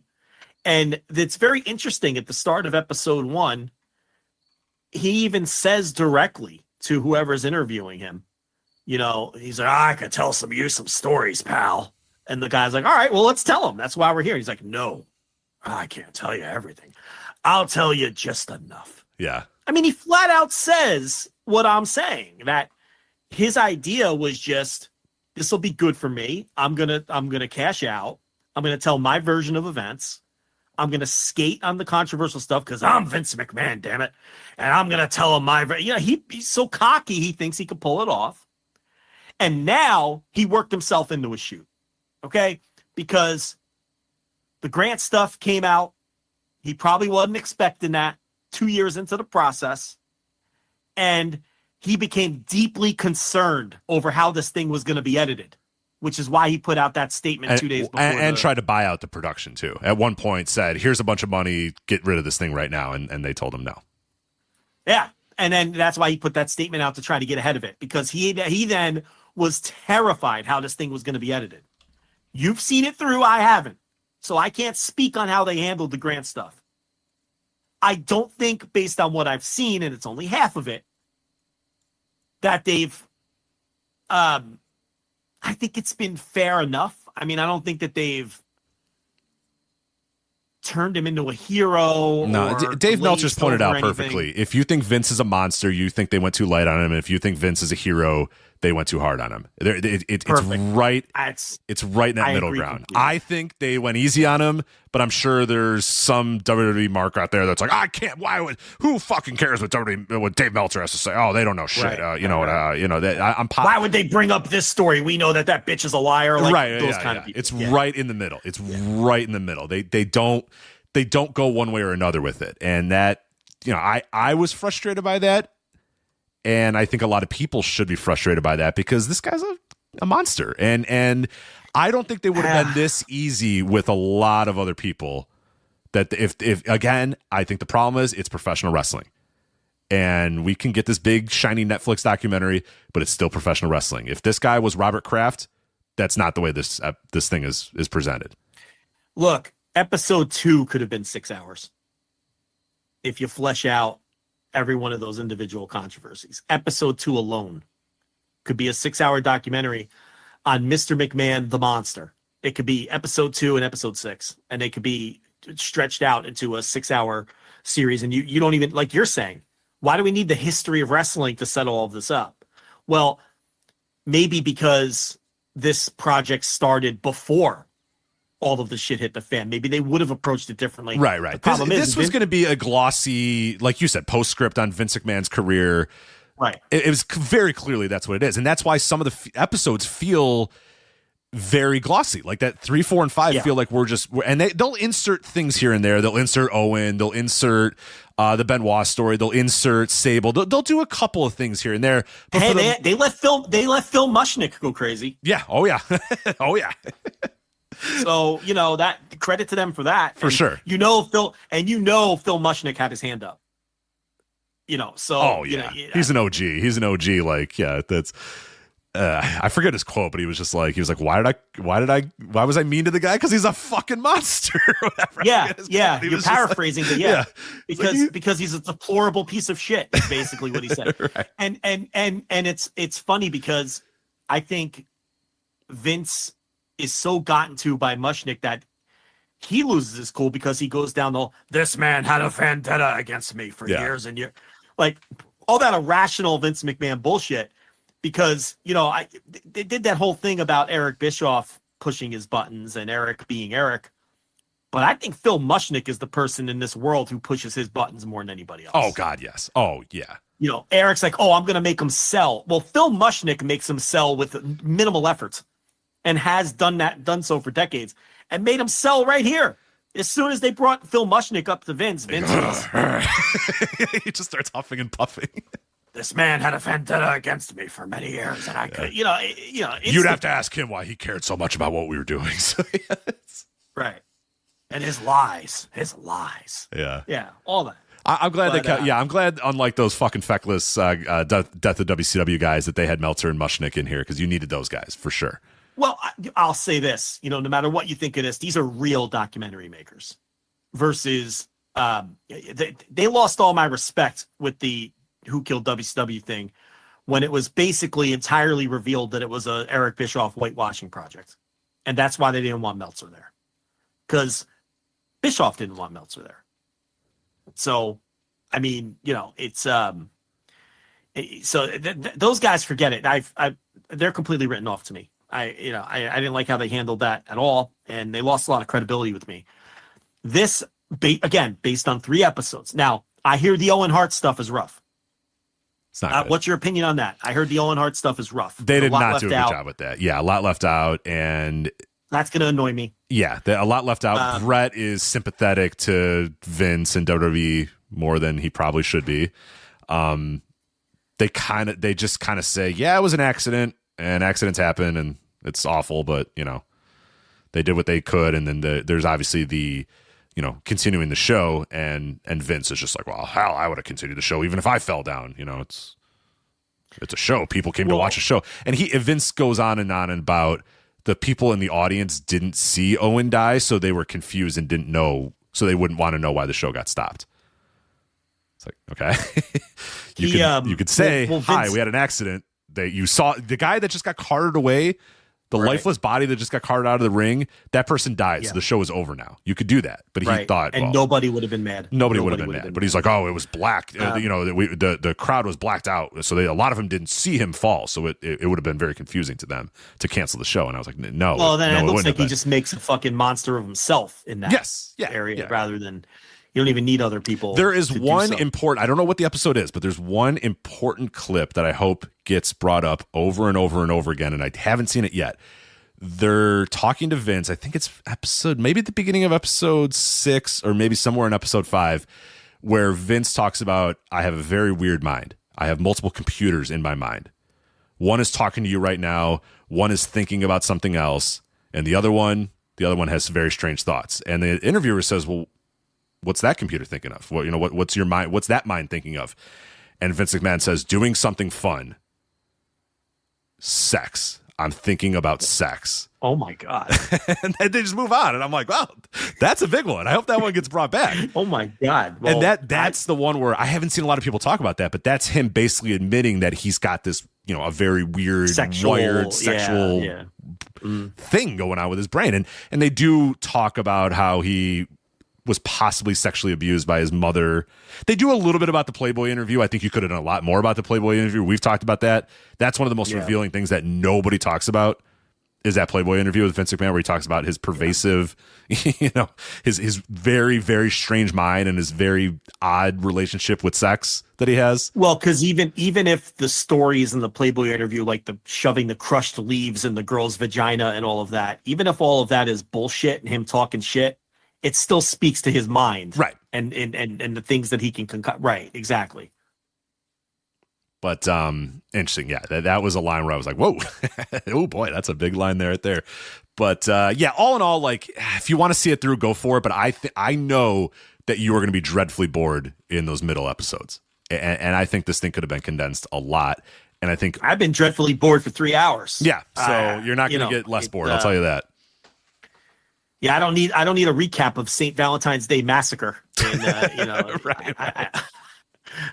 I don't need that. I have no use for it. I think my instincts were good at the start. I don't think it's going to teach me anything. I'm not going to learn a thing. I haven't so far. So, you're right. It'll probably annoy me more than even bore me with some of this Owen stuff. And but it's weird because I don't think it's poorly done. Oh no, production wise it is very good. It is very well done, but I think in terms of what you were going to I think an attempt was made to be fair so far from what I've seen. Yeah, but always with that caveat. Yeah, I think that's for sure. I don't know that he ultimately deserves fairness, but that's where we'll kind of where I'll differ from Simmons and everybody else involved in the production is I don't know that Vince McMahon deserved completely agree a fair thing. And I don't know if Vince McMahon was in the sports world and everything was the same that person would get a fair documentary the way Vince McMahon got a fair documentary here. 100%. Can't say you're wrong about that. So we anticipate your write-up or your audio, whatever. Audio. I'm gonna do audio. Yeah. So audio. I'll be talking a lot about these damn episodes. Hey, I watched them all, so I may as well. All right, so we are a little bit out of time, but we got these final 2 topics. I think we could shove these. Bang them out. Yeah, let's bang them out here. So, all right, New Japan Destruction in Kobe is coming up this weekend. Main event: Tetsuya Naito versus the Great Okan. Joe, is the Great Okan your new IWGP World Heavyweight Champion? He's not. Is it 0%? It's 0. It's 0%. There's no chance. You think it's 0? It's 0. You more than 0? Man. You think Great Okan and Zack Sabre Jr. is main eventing King of Pro Wrestling? No, it would main event. I guess it would because then Zack's facing. Walk me through this again. Zack wants to defend the title in the UK at. Yes, so he would have to win the castle or whatever. Royal Quest, I believe, is the, but he would have to win it October 14th. At King of Pro Wrestling over the winner of this match. Yes, so it's okay, the winner of Naito versus Okan faces Zack Sabre Jr. for the IWGP World title at Sumo Hall October 14th. Yeah, so forget it. My thought process was Okan Zack isn't the worst main event for the UK with Okan Having Oh, I gotten see. over Yeah, there in the yeah. past. Right. That's a good But defense. That's a good V1 defense if you want. Right. But that's not how this is set up. So no, it's you're right, 0%. 0% chance, but there you go. Yeah. David Finlay and Yoshihashi in an IWGP Global Heavyweight title match. That feels like a threat. No interest whatsoever. Zero. Why are we doing this? Finlay wants to face Jay White in AEW. He's been chirping about it. And I don't know if that's Finlay shooting his own angle. Finlay is very much a, how can I phrase this? Straight-laced business kayfabe guy. If he's teasing that match, I think it's probably on the books somewhere. Is basically what I'm getting at. I don't know what that has to do with this match against Yoshihashi. Well, what are you going to say about David Finlay and Yoshihashi? Yeah, what are you going to say? Is that you went in a good direction there? Hanare versus Shingo for the Never Openweight title. Now this I'm into. This is going to be fucking great. Yeah, this could be great. It has a chance to be great. Doesn't mean it's going to be great, but it has a chance to be great. That's going to be my kind of pro wrestling right there. Absolutely. Yeah, it's dumb jock wrestling there for sure. IWGP Junior Heavyweight title, Dookie, who's your IWGP Junior Heavyweight champion, by the way, defending against your guy, Yoshinobu Kanemaru. Yeah, man, that means Dookie's going to continue to hold this belt because Kanemaru at this stage of his career is a guy that challenges for that belt but absolutely cannot win. Oh, no. So, he'll go out there and give you a professional performance and do the job. So to the Dookie, and Dookie's going to retain, and his well-earned and surprisingly good title reign will continue. Tanahashi, Oleg Boltin, and Toru Yano defending their never open-weight six-mans versus the House of Torture.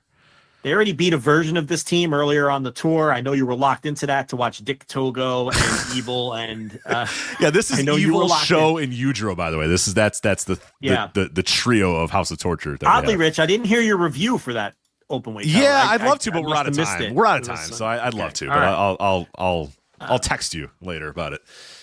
Yeah. So, I mean, look, I think the champs will retain, but I mean, would I bet any amount of money on? I wouldn't even bet $1 on it. I mean, it doesn't matter, and I don't care.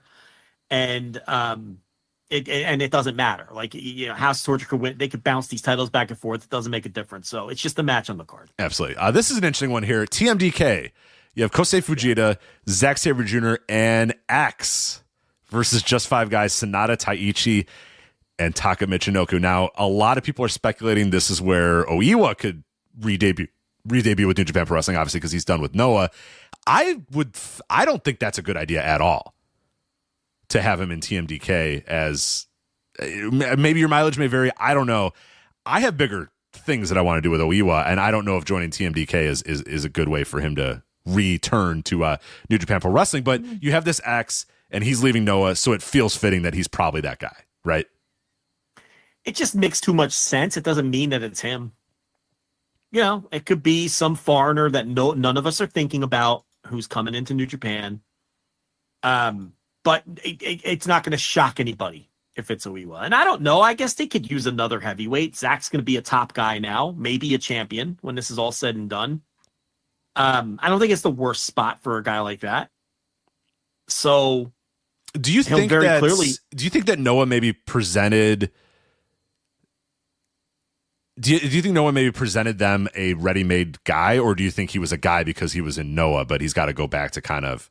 I don't think they care what Noah did with him. Okay. I think that it's a happy accident that Noah presented him like a big star. I mean, you take it. And maybe that was part of the deal. I don't know, because, he teamed with Kiyomiya in that G1 as a young boy. So I could be off base on that. That could have been the plan all along. To like, hey, look, we're going to send you this guy, and we want you to push him. And that may have been, in hindsight, Kiyomiya being in that G1, the whole point of that may have just been to establish that team and then rivalry, because they didn't advance him. They didn't advance Kiyomiya, and we all pointed and laughed. But maybe the whole reason Kiyomiya came over to be in that G1 was to help get Oiwa over. Maybe that was the end game with the benefit of a year of hindsight. So I don't know how to answer that. I could go either way on it. It could either be New Japan's like, I don't give a fuck what you do. Just send them back and we're going to do what we do. Or the reason we're sending him on a weird excursion to our biggest competitor in the same country is because we want him to be pushed as a star there and for people to see him as a star coming back. That's my worry. And I feel like if he is the, in the match third, fourth from the bottom as the X in TMDK, I feel like that's unbecoming of where he's at right now. And that but I think he'd be pushed. I think he'd be pushed harder than that in TMDK because, as I said, he'd be the clear number 2 in the group. It's not fucking Shane Haste. Right. Robbie Eagles is a junior. Fujita is a junior. So so I don't think it's a that bad of a spot to be the number 2 guy to someone who might end up being champion in a couple weeks. Sure. Yeah. So, I don't see it as a bad spot for him. I think it's a good spot for him because he'll be the clear number 2 in his unit. Which a guy coming back from, I mean, that kind of, it's very similar to Yota Tsuji, right? I don't even know that Tsuji's the clear number 2, but he feels important in LIJ. I think Oiwa would feel important in TMDK. He's not taking a back seat to Mikey Nichols. No. But he is taking a back seat to Zack Sabre Jr. immediately, and but that's okay. Yeah, I suppose, but I feel like we one of the themes that we've talked about with New Japan Pro Wrestling is like let's get going, let's wait, this next generation. It's time to kind of really kind of get a kick in the ass to all these guys, and I feel like you bring this guy back and immediately he's second fiddle to Zack Sabre Jr. in his own unit. But if Zack's the champ, is that bad? I mean, does Yota Tsuji feel like a lesser to Naito? He doesn't feel like a lesser, but I think Yota Tsuji should be farther along than he is right now. No, I agree. But when they brought him and put him in LIJ, he didn't feel like a lesser because Naito was there, is my point. And you could argue... No, not all the way, but... I could argue even Shingo and some other guys were right. TMDK has nobody besides Zack. That's true. Yeah, it is a pretty loathsome bunch without Mikey Nichols and Robbie Eagles and these guys are they're just kind of dudes. They have juniors, and they have the TMDK fucking Nichols and whatever and the Hayes, fuck. Nichols and Hayes, yeah. They're TMDK, but the group is TMDK. Right. Fucking, you get the idea. Non-title match, Hiroki Goto and Gabe Kidd. It's Gabe Kidd, so it might be good. I might love it, and I might hate it. I don't know. There's no in between. So, well, I think this is an interesting match because I think that Goto clearly wasn't supposed to pin Gabe Kidd in that match where Jake Lee got hurt. So I think what they're doing here is just giving Gabe Kidd his win back against Goto. That's what this is. Because everybody saw Goto pin Gabe Kidd when it wasn't supposed to happen. Even Goto was shocked. Goto was mad at the referee because he didn't know what the fuck was going on. I think Gabe Kidd panicked or was thinking on his feet because obviously Jake Lee was supposed to be involved in the finish, right? Of course, yeah. And Jake Lee is on the floor selling an injury, and Gabe Kidd didn't know what the fuck to do. So Goto gives him a vertical suplex, and he just stays down, and Goto's confused. The referee's confused. It's not the result that they wanted. They don't want Hiroki Goto beating this guy who they're pushing and is on the rise.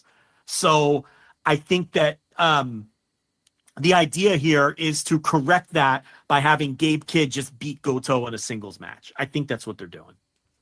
I'm down for it. I think it'll be pretty fun, hopefully. It's better than another tag or something. Yeah, another shit-ass tag. And speaking of shit-ass tags, LIJ, Bushi, Hiromu, and Yota Tsuji versus United Empire, Callum Newman, Francesco Akira, and Jeff Cobb. Yeah, it's just guys that aren't figured in right now. Yeah, I don't know why I said Jeff Cobb was in TMDK earlier. Did I say that? I don't know if I said that or not, but if I did, of course, he's in United Empire. I don't think you said that. You were probably confusing him with Bronson Reed or something, but I don't think you even said it. Maybe. I don't know what I was doing. And then Tiger Mask, Tomoyaki Hanma, and Yuji Nagata versus Dragon Daya, Ryusuke Taguchi, and Shota Umino.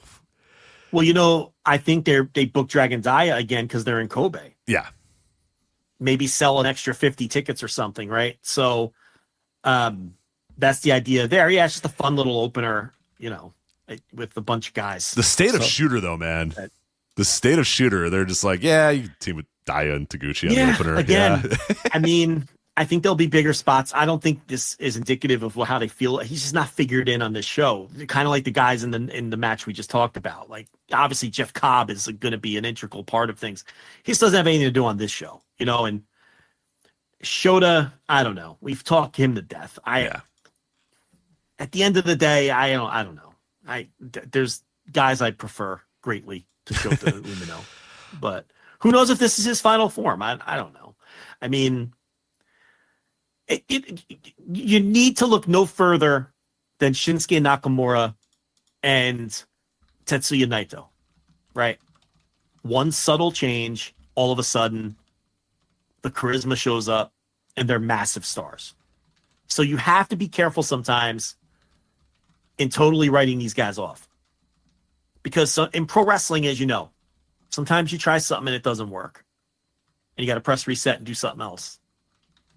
So I would just be careful, especially somebody like him with his old man and everything. He's going to get every chance in the world. Oh yeah. No, he's not done, but yeah, it'll oscillate. I think it'll oscillate and come and go quite a bit with him because, there's definitely some issues there. But all right, let's do this review and then we'll close out here. All Japan Pro Wrestling's Royal Road Finals. Yes, the Royal Road tournament is happening or was happening. They concluded a couple days ago in Korakuen Hall for the finals. 1,473 packed into Korakuen Hall here for Royal Road Finals. That's a good little number. Good little number for All Japan Pro Wrestling. That's a really good. They filled Korakuen Hall for this. Yeah. I mean, with no main event, just the promise of the final of the tournament.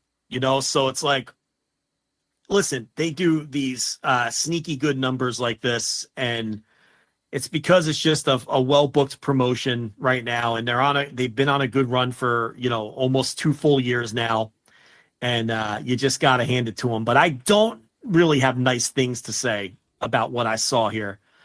I'm out on Renayabe. I'm out. Oh, even after the main event, you didn't think there was something there with him after the main event? Even after the main event, because he stinks and he moves like 60-year-old giant Baba, and he's like 25. He stinks. Okay, that's the exact take I had. The take I had that was Riki Honda was fucking great, and he did everything he could to make this match something. But Renayabe is trash. Yeah, that's kind of where I'm at too. I've been patient, and people can probably sense I've been getting frustrated with Renayabe. I just don't think he's ever going to get it. I don't think he has he doesn't have an aggressive bone in his body. It's just, he don't have that. Listen, he don't have that dog in him. He's playing pro wrestler. That's the best way I can put it. He's a guy playing pro wrestler because that's his profession right now. He doesn't feel it. He doesn't live it. He doesn't breathe it. It's not, I'll give you extremes. Gabe Kidd has got that dog in him. Oh, yeah. That is a guy who can let, who when he comes through the curtain, that you are seeing a guy that is 100% invested in whatever he's doing. That guy is a dog. You know what I mean? Like that guy, you can't be embarrassed or shy, or you got to be the fucking volume turned up to 10. That's what being a pro wrestler is. And yeah, Gabe Kidd, for better or for worse, is turned up to 10 all the time. But that's what you need to be a pro wrestler. Yeah, and I just this guy just. That's the best way I can put it. He's just there. The bottom line, look, if he wasn't tall, would he even be getting this opportunity? Oh God, no. Oh no. He's getting this. Look, and look, I gave it time, and I was a supporter of his, and I'm actually a little embarrassed about it now because he stinks. He just isn't good. He doesn't have it in him. Gabe Kidd's got that dog in him. Matt Stafford has that dog in him. Zach Wilson does not. This guy don't have that dog in him. And he just, he's getting in his opportunity because he's a tall guy. He's in his 20s, and he already moves around like late-stage giant Baba. He's just not very athletic. He's 27. He's older than people think, too. He's 27. It's not like, Yuma prime Anzai of his life. He should be better than he is at 27, and he's not. How bad must he have been at basketball? Watching him move around. Although sometimes it's hard to tell because basketball just doesn't translate to wrestling. No, we've talked about that a lot. Yeah, it's pretty rough. It doesn't translate to wrestling. So I don't know. He might have been some tremendous stretch four for all I know. He can't wrestle. He's soft. The kid is soft. And he stinks. And that little dragon sleeper variation he does fucking stinks. This new finish that he's using, it's no good. This show was designed to get him over as a guy that can be in their top mix. And I think they're making a big mistake if they move forward with a big push for this guy. He does not have it. I'm out on Renayabe. And this is not a soft out. This is a hard out. I'm done. I'm tired of watching this guy waiting for something to click, and it never clicks. He takes me right out of it. He's the kind of wrestler that's so bad and so awkward that it's hard to suspend your disbelief when you're because watching. He doesn't feel it. He doesn't believe it himself. To be a very good pro wrestler, you have to be. We talked about Cody earlier. A wrestler's wrestler, a worker's worker, a professional liar. You just gotta be it. You have to 100% buy in to this insane world. And you need to maybe not even know who your real person is anymore because you found this new. It doesn't always have to be like you bring up Gabe Kidd as like a guy that's got a dog in him. Think of Kento Miyahara. When Kento Miyahara walks through that curtain, you believe that guy, that this is what he was put on this earth to do, is to be a professional wrestler. You know what I mean? And he wants nothing more than to be a professional wrestler. And you buy in what you are watching. You are invest in this man because he has invested in you, and he has invested in this sport, and he has invested in being a professional wrestler. That it doesn't always have to be like, aggression. It could just be like that guy just owns a room. He just walks in and he's like, now I am taking you on this journey because this is what professional wrestling is. Rene Abe is a guy who is 6'7" and he's wrestling because that's his job now. And he comes out and he doesn't feel it. He doesn't believe it. He doesn't sell to the crowd. How could you invest in that guy? How could you be in the crowd? You know what it is? He looks like a sweet boy. He doesn't look like he wants to hurt anybody. You know what I mean? Like, I have to put it to you this way. Here's another way to put it. If Gabe Kidd comes knocking on your door to take out your daughter, you're concerned. If Rena Yabe comes knocking on your door to take out your daughter, you hope he proposes to her. You give him a nice handshake. Yeah, seems like a nice boy. You close that door and you turn around to your wife and go, that's a nice boy. It seems like a nice boy. Yeah. Man, my daughter did well for herself. I hope that guy becomes part of the family. Right. You want a psychopath. You want a psychopath at the door. If Kento Miyahara showed up, you'd be a psycho. You'd be like, what the fuck's wrong with this guy? This guy's unhinged. Or it's Gabe Kidd, and you're like, that guy's a fucking problem. No, you cannot take my wife out or my daughter out. No, you cannot. Yeah, that's because it can come in all different forms, but it's about buying it and believing it and feeling it. And he doesn't. He has none of those aspects. Man, it's like, he kind of just like smiles and grins, and it's like, not for him. What am I supposed to think? What am I supposed to feel with you, dude? Like there's a picture. I should send you this picture. I saw it. He's holding up the Royal Road trophy, and he's just got it on his shoulder, and he's just like, yeah. It's like he won third place in a basketball tournament or whatever. You know what I mean? He's just like, yeah, here we go. I gotta show you this photo. It's so good. I just don't think he gets pro wrestling. He doesn't. This is aside from the fact that I don't think he's good at this. Okay, let me make this as clear as I possibly can. I think he stinks. I think he's awkward. I think he's unathletic. I don't think he's good at this, and I don't think he gets it. I am 100% Other than that, he's great. Okay. The dollar store Okada. The problem is he looked and he's doing like the dollar store Okada thing, but it's like, it's the clearance rack on the dollar store too. It's like really bad with the robe and the shorts, and it's like you can't even lace that dude's boots. Get rid of that fucking. Don't come out here looking like Okada. No. I thought with the height, if his body would fill out. You know what he needs? He needs some ruthless aggression. That's what he needs. Yes. I don't know. It's like he needs a Nokia to come out and smack him in the face or something. Like he just I don't know. There's just nothing there. He's a good, sweet boy who should probably get a real job. I almost hate to see him get tainted by pro wrestling.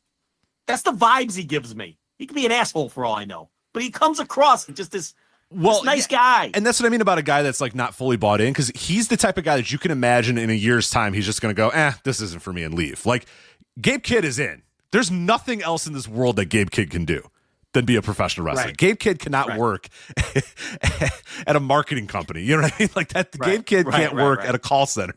That's not going to work. Gabe Kidd can't work at your local grocery store. It's not going to work. he is put on this earth to be a pro wrestler. Kento Miyahara, there's nothing else that Kento Miyahara could do in this world than be a professional wrestler. Ryuki Honda, again, another guy. Ryuki Honda. Yeah, what else in this universe is Ryuki Honda going to do but be a professional come wrestler? Come on, with that ugly mug. I mean, right. That guy's a pro wrestler. He's ugly as shit. With his big old chest, you know what I mean? Like, that guy can't do built anything like a else. Fire hydrant. Right. You know, looks like he got caught in a fire at some point. He's a pro wrestler. You know? The Saitos. What else could the Saitos do?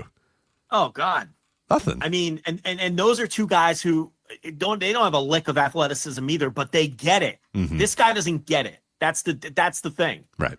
You know? And the Saitos gained a bunch of weight and became big ugly scummers, and it works for them.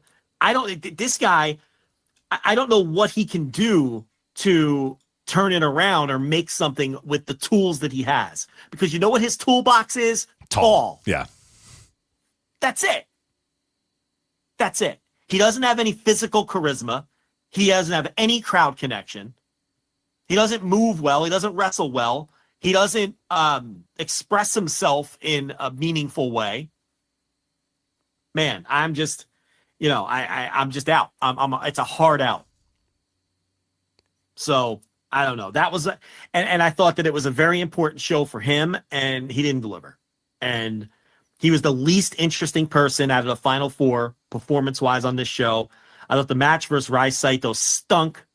I didn't think the Ryuki Honda match was much better. Kento Miyahara was, stop me if you've heard this before. He was so much better than everybody on this show in his match. He's so good. He just has a way. Here's the thing about Kento Miyahara. The reality is he's a minimalist. You just talked earlier about minimalists and maximalists.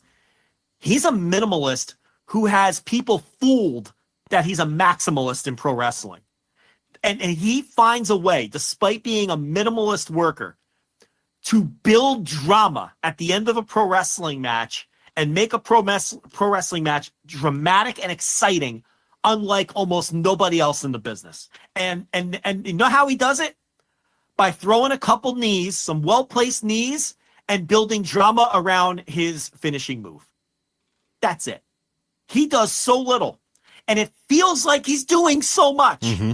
If that's not the art of pro wrestling, I don't know what is. That's the essence. He's so great. He is so fucking great. And I am going to struggle with that Hall of Fame ballot. Oh, man, am I going to struggle with that. Because he's not a Hall of Famer. But fuck do I want to vote for him. Do you know what I mean? Like, I can't vote for him. I can't vote for him, but I also can't not vote for him because it's like he's so fucking great. Like, yeah, I know. But it's like, but I can't, you can't vote. No. But it's like, he's so But how do you good. not vote for him? Yeah, it's tough. It's tough. That match was so good. Yeah. You know, and it's I watched Unspoiled. Ryuki Honda. You're talking about Ryuki Honda and Kento Miyahara, by the way. I don't know if the semifinal match. Yeah, he lost. I expected him to win, and I watched Unspoiled. It was so, and Honda is a solid as fuck pro. I love that. I'm all in on him. The flip side of Rene Abe, I'm all in on Ryuki Honda. His reintroduction to the company has worked out great, and he's awesome. I'm loving what I've seen of him so far. Yeah. No. He's Honda's he's one of the backbone guys in the promotion at this point. Yeah, I don't know what else to say. I don't want to bury the kid further. I've made my stance clear. I don't know how much more we could bury him. I don't know if you could bury him much further. But I skipped the pre-show opener with the Actress girls. I skipped them too. The frilly dress fucking dancing girls. I can't take it. So I watched 4 minutes of it, and they were going and I was like, I think I'm good. It was just like them running around. I was like, I'm good on this. Yeah. Actress girls with a parenthesis and a Z. Yeah, I'm good on that too. So you gotta be a psychopath to watch that shit. I skipped the match with Jiro because I have the Jiro rule, so I didn't watch that 10-man tag. Apologies to Joel Redman and Sayogi Chichibana, but I can't watch Jiro. I skipped the comedy match with what's the Saito man Mazada in the fucking doing the I skipped that. I skipped a lot on this show, but I did watch Davey Boy Smith Jr., Hideki Suzuki, and Suwama with the Suwama return match or whatever it was versus Masakatsu Funaki, Yuma Anzai, and Yuma Aoyagi. Davey Boy Smith Jr. is teaming with Kento in the tag league, I think, right? So there's a push coming for Davey Boy Smith Jr. You knew there would be once they signed him to a contract, and they're kind of slow playing him, but he was on the winning end of this one. And Suwama and Hideki Suzuki did their "we don't get along" shtick again. Yeah. You know, at the end of this, but yeah. So there isn't. This wasn't like a very good show, unless those matches I skipped were 5-star classics that I'm missing out on. I will let you know. I did not. I didn't finish the Ac-Res girls match, so I can't tell you that. But the ones you skipped, no, you're fine. You're okay. You sat through that shit. The Ac-Res girls or the other tag matches? The other matches. The other matches I did. They were quick. They were like 8 and 9 minutes. But I probably shouldn't have. I probably should have just skipped. But I did sit through those. Yeah. But no, good for them for drawing a nice crowd to Cork and Hall, and good for them for pushing Renayabe. I mean, go ahead. But I would abort mission right now because I just don't think the guy has it. And now look, he's going to get a Triple Crown match, and that's his next big test. I want to see some ferocity or some aggression or some look like you care. Can you at least look that control what you can control? You're a terrible athlete. You're a lousy pro wrestler. You don't have a great look. Okay. But what can you control? Your attitude, what you can control your effort, or at least the effort that it looks like you're putting forth. Those things you can control. Can he at least take a step in that direction when he has the Triple Crown match? We'll see. Have they announced a date on that one? Because it's Renayabe obviously versus Yumi Oyagi. Have they? Well, the tag league is next. Let me see if I can find that for you. Because they were like jaw-jacking at each other, and Aoyagi like stood up right away and said, "All right, motherfucker, let's do this." But I don't know. So wait, I think I have it here. It's October 22nd. So it is going to be a little while. It's going to be about a month or so. So they're at the end of the next tour. End of the next tour. So, so that's that. The tag league has a mystery team in the mix. I don't know if they full like X and X, like 2 X's? X and X. Interesting. Okay. Yeah, one of the blocks has an XX team. So I don't know if that's been revealed yet. Do you have the full lineup in front of you, or do we just have graphics? Let me see if I can find that.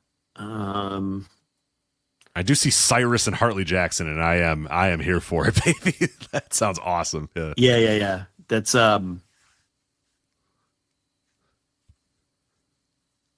no, that site stops at 2019. I got graphics here, but there's a couple guys I don't. Oh, Daisuke Sakamoto's here. Yeah, Daisuke Sakamoto's back. I don't blame you. There's a couple of guys that. Yeah, well, the video, the picture that they're showing has a lot of like I think they took a screenshot of the video, so it's very fuzzy, so it doesn't look very good. Well, I can't instantly recognize a lot of these guys either. Let me see. All right, here we go. Here's the lineup. So it's A block is the Saitos, and then Musashi and Sieki Yoshioka, Rising Hayato, and Yuma Anzai. This site, which I'm not gonna. You don't want me to shame the site, do you? Funny misspellings like usual, but it's Yuma. I see it. Yeah, Anksai. Yeah, is it bodyslam.net? Yes. Okay. Shotaro Ashino and Dan Tamura. Hakuto Omori. How did and I get Kuma Anzai? Araki. It was just the triple crotch. Yeah. Okay. Anyway. What do you expect? Daisuke Sakamoto and Kingo Mashimo, and then see the mystery team in the A block. It's an XX team. Mm-hmm. And then, like you said, Cyrus and Hartley Jackson in the B block. Kento and Davey Boy Smith Jr. as a team, which is interesting. Ryuki Honda and Renayabe, stablemates. Suwama and Hideki Suzuki, of course. Yuma Aoyagi and Fuminori Abe. Ooh, I like that. Yeah, they'll be in the mix. Hikaru Sato and Yuka Miyamoto, and then Jiro and Tachibana.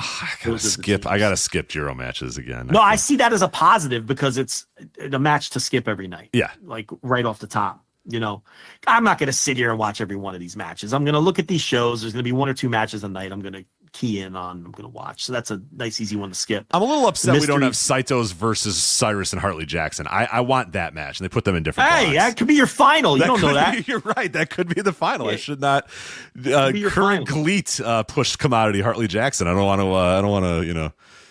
He's everywhere, man. Hartley, that guy gets work. Good for him.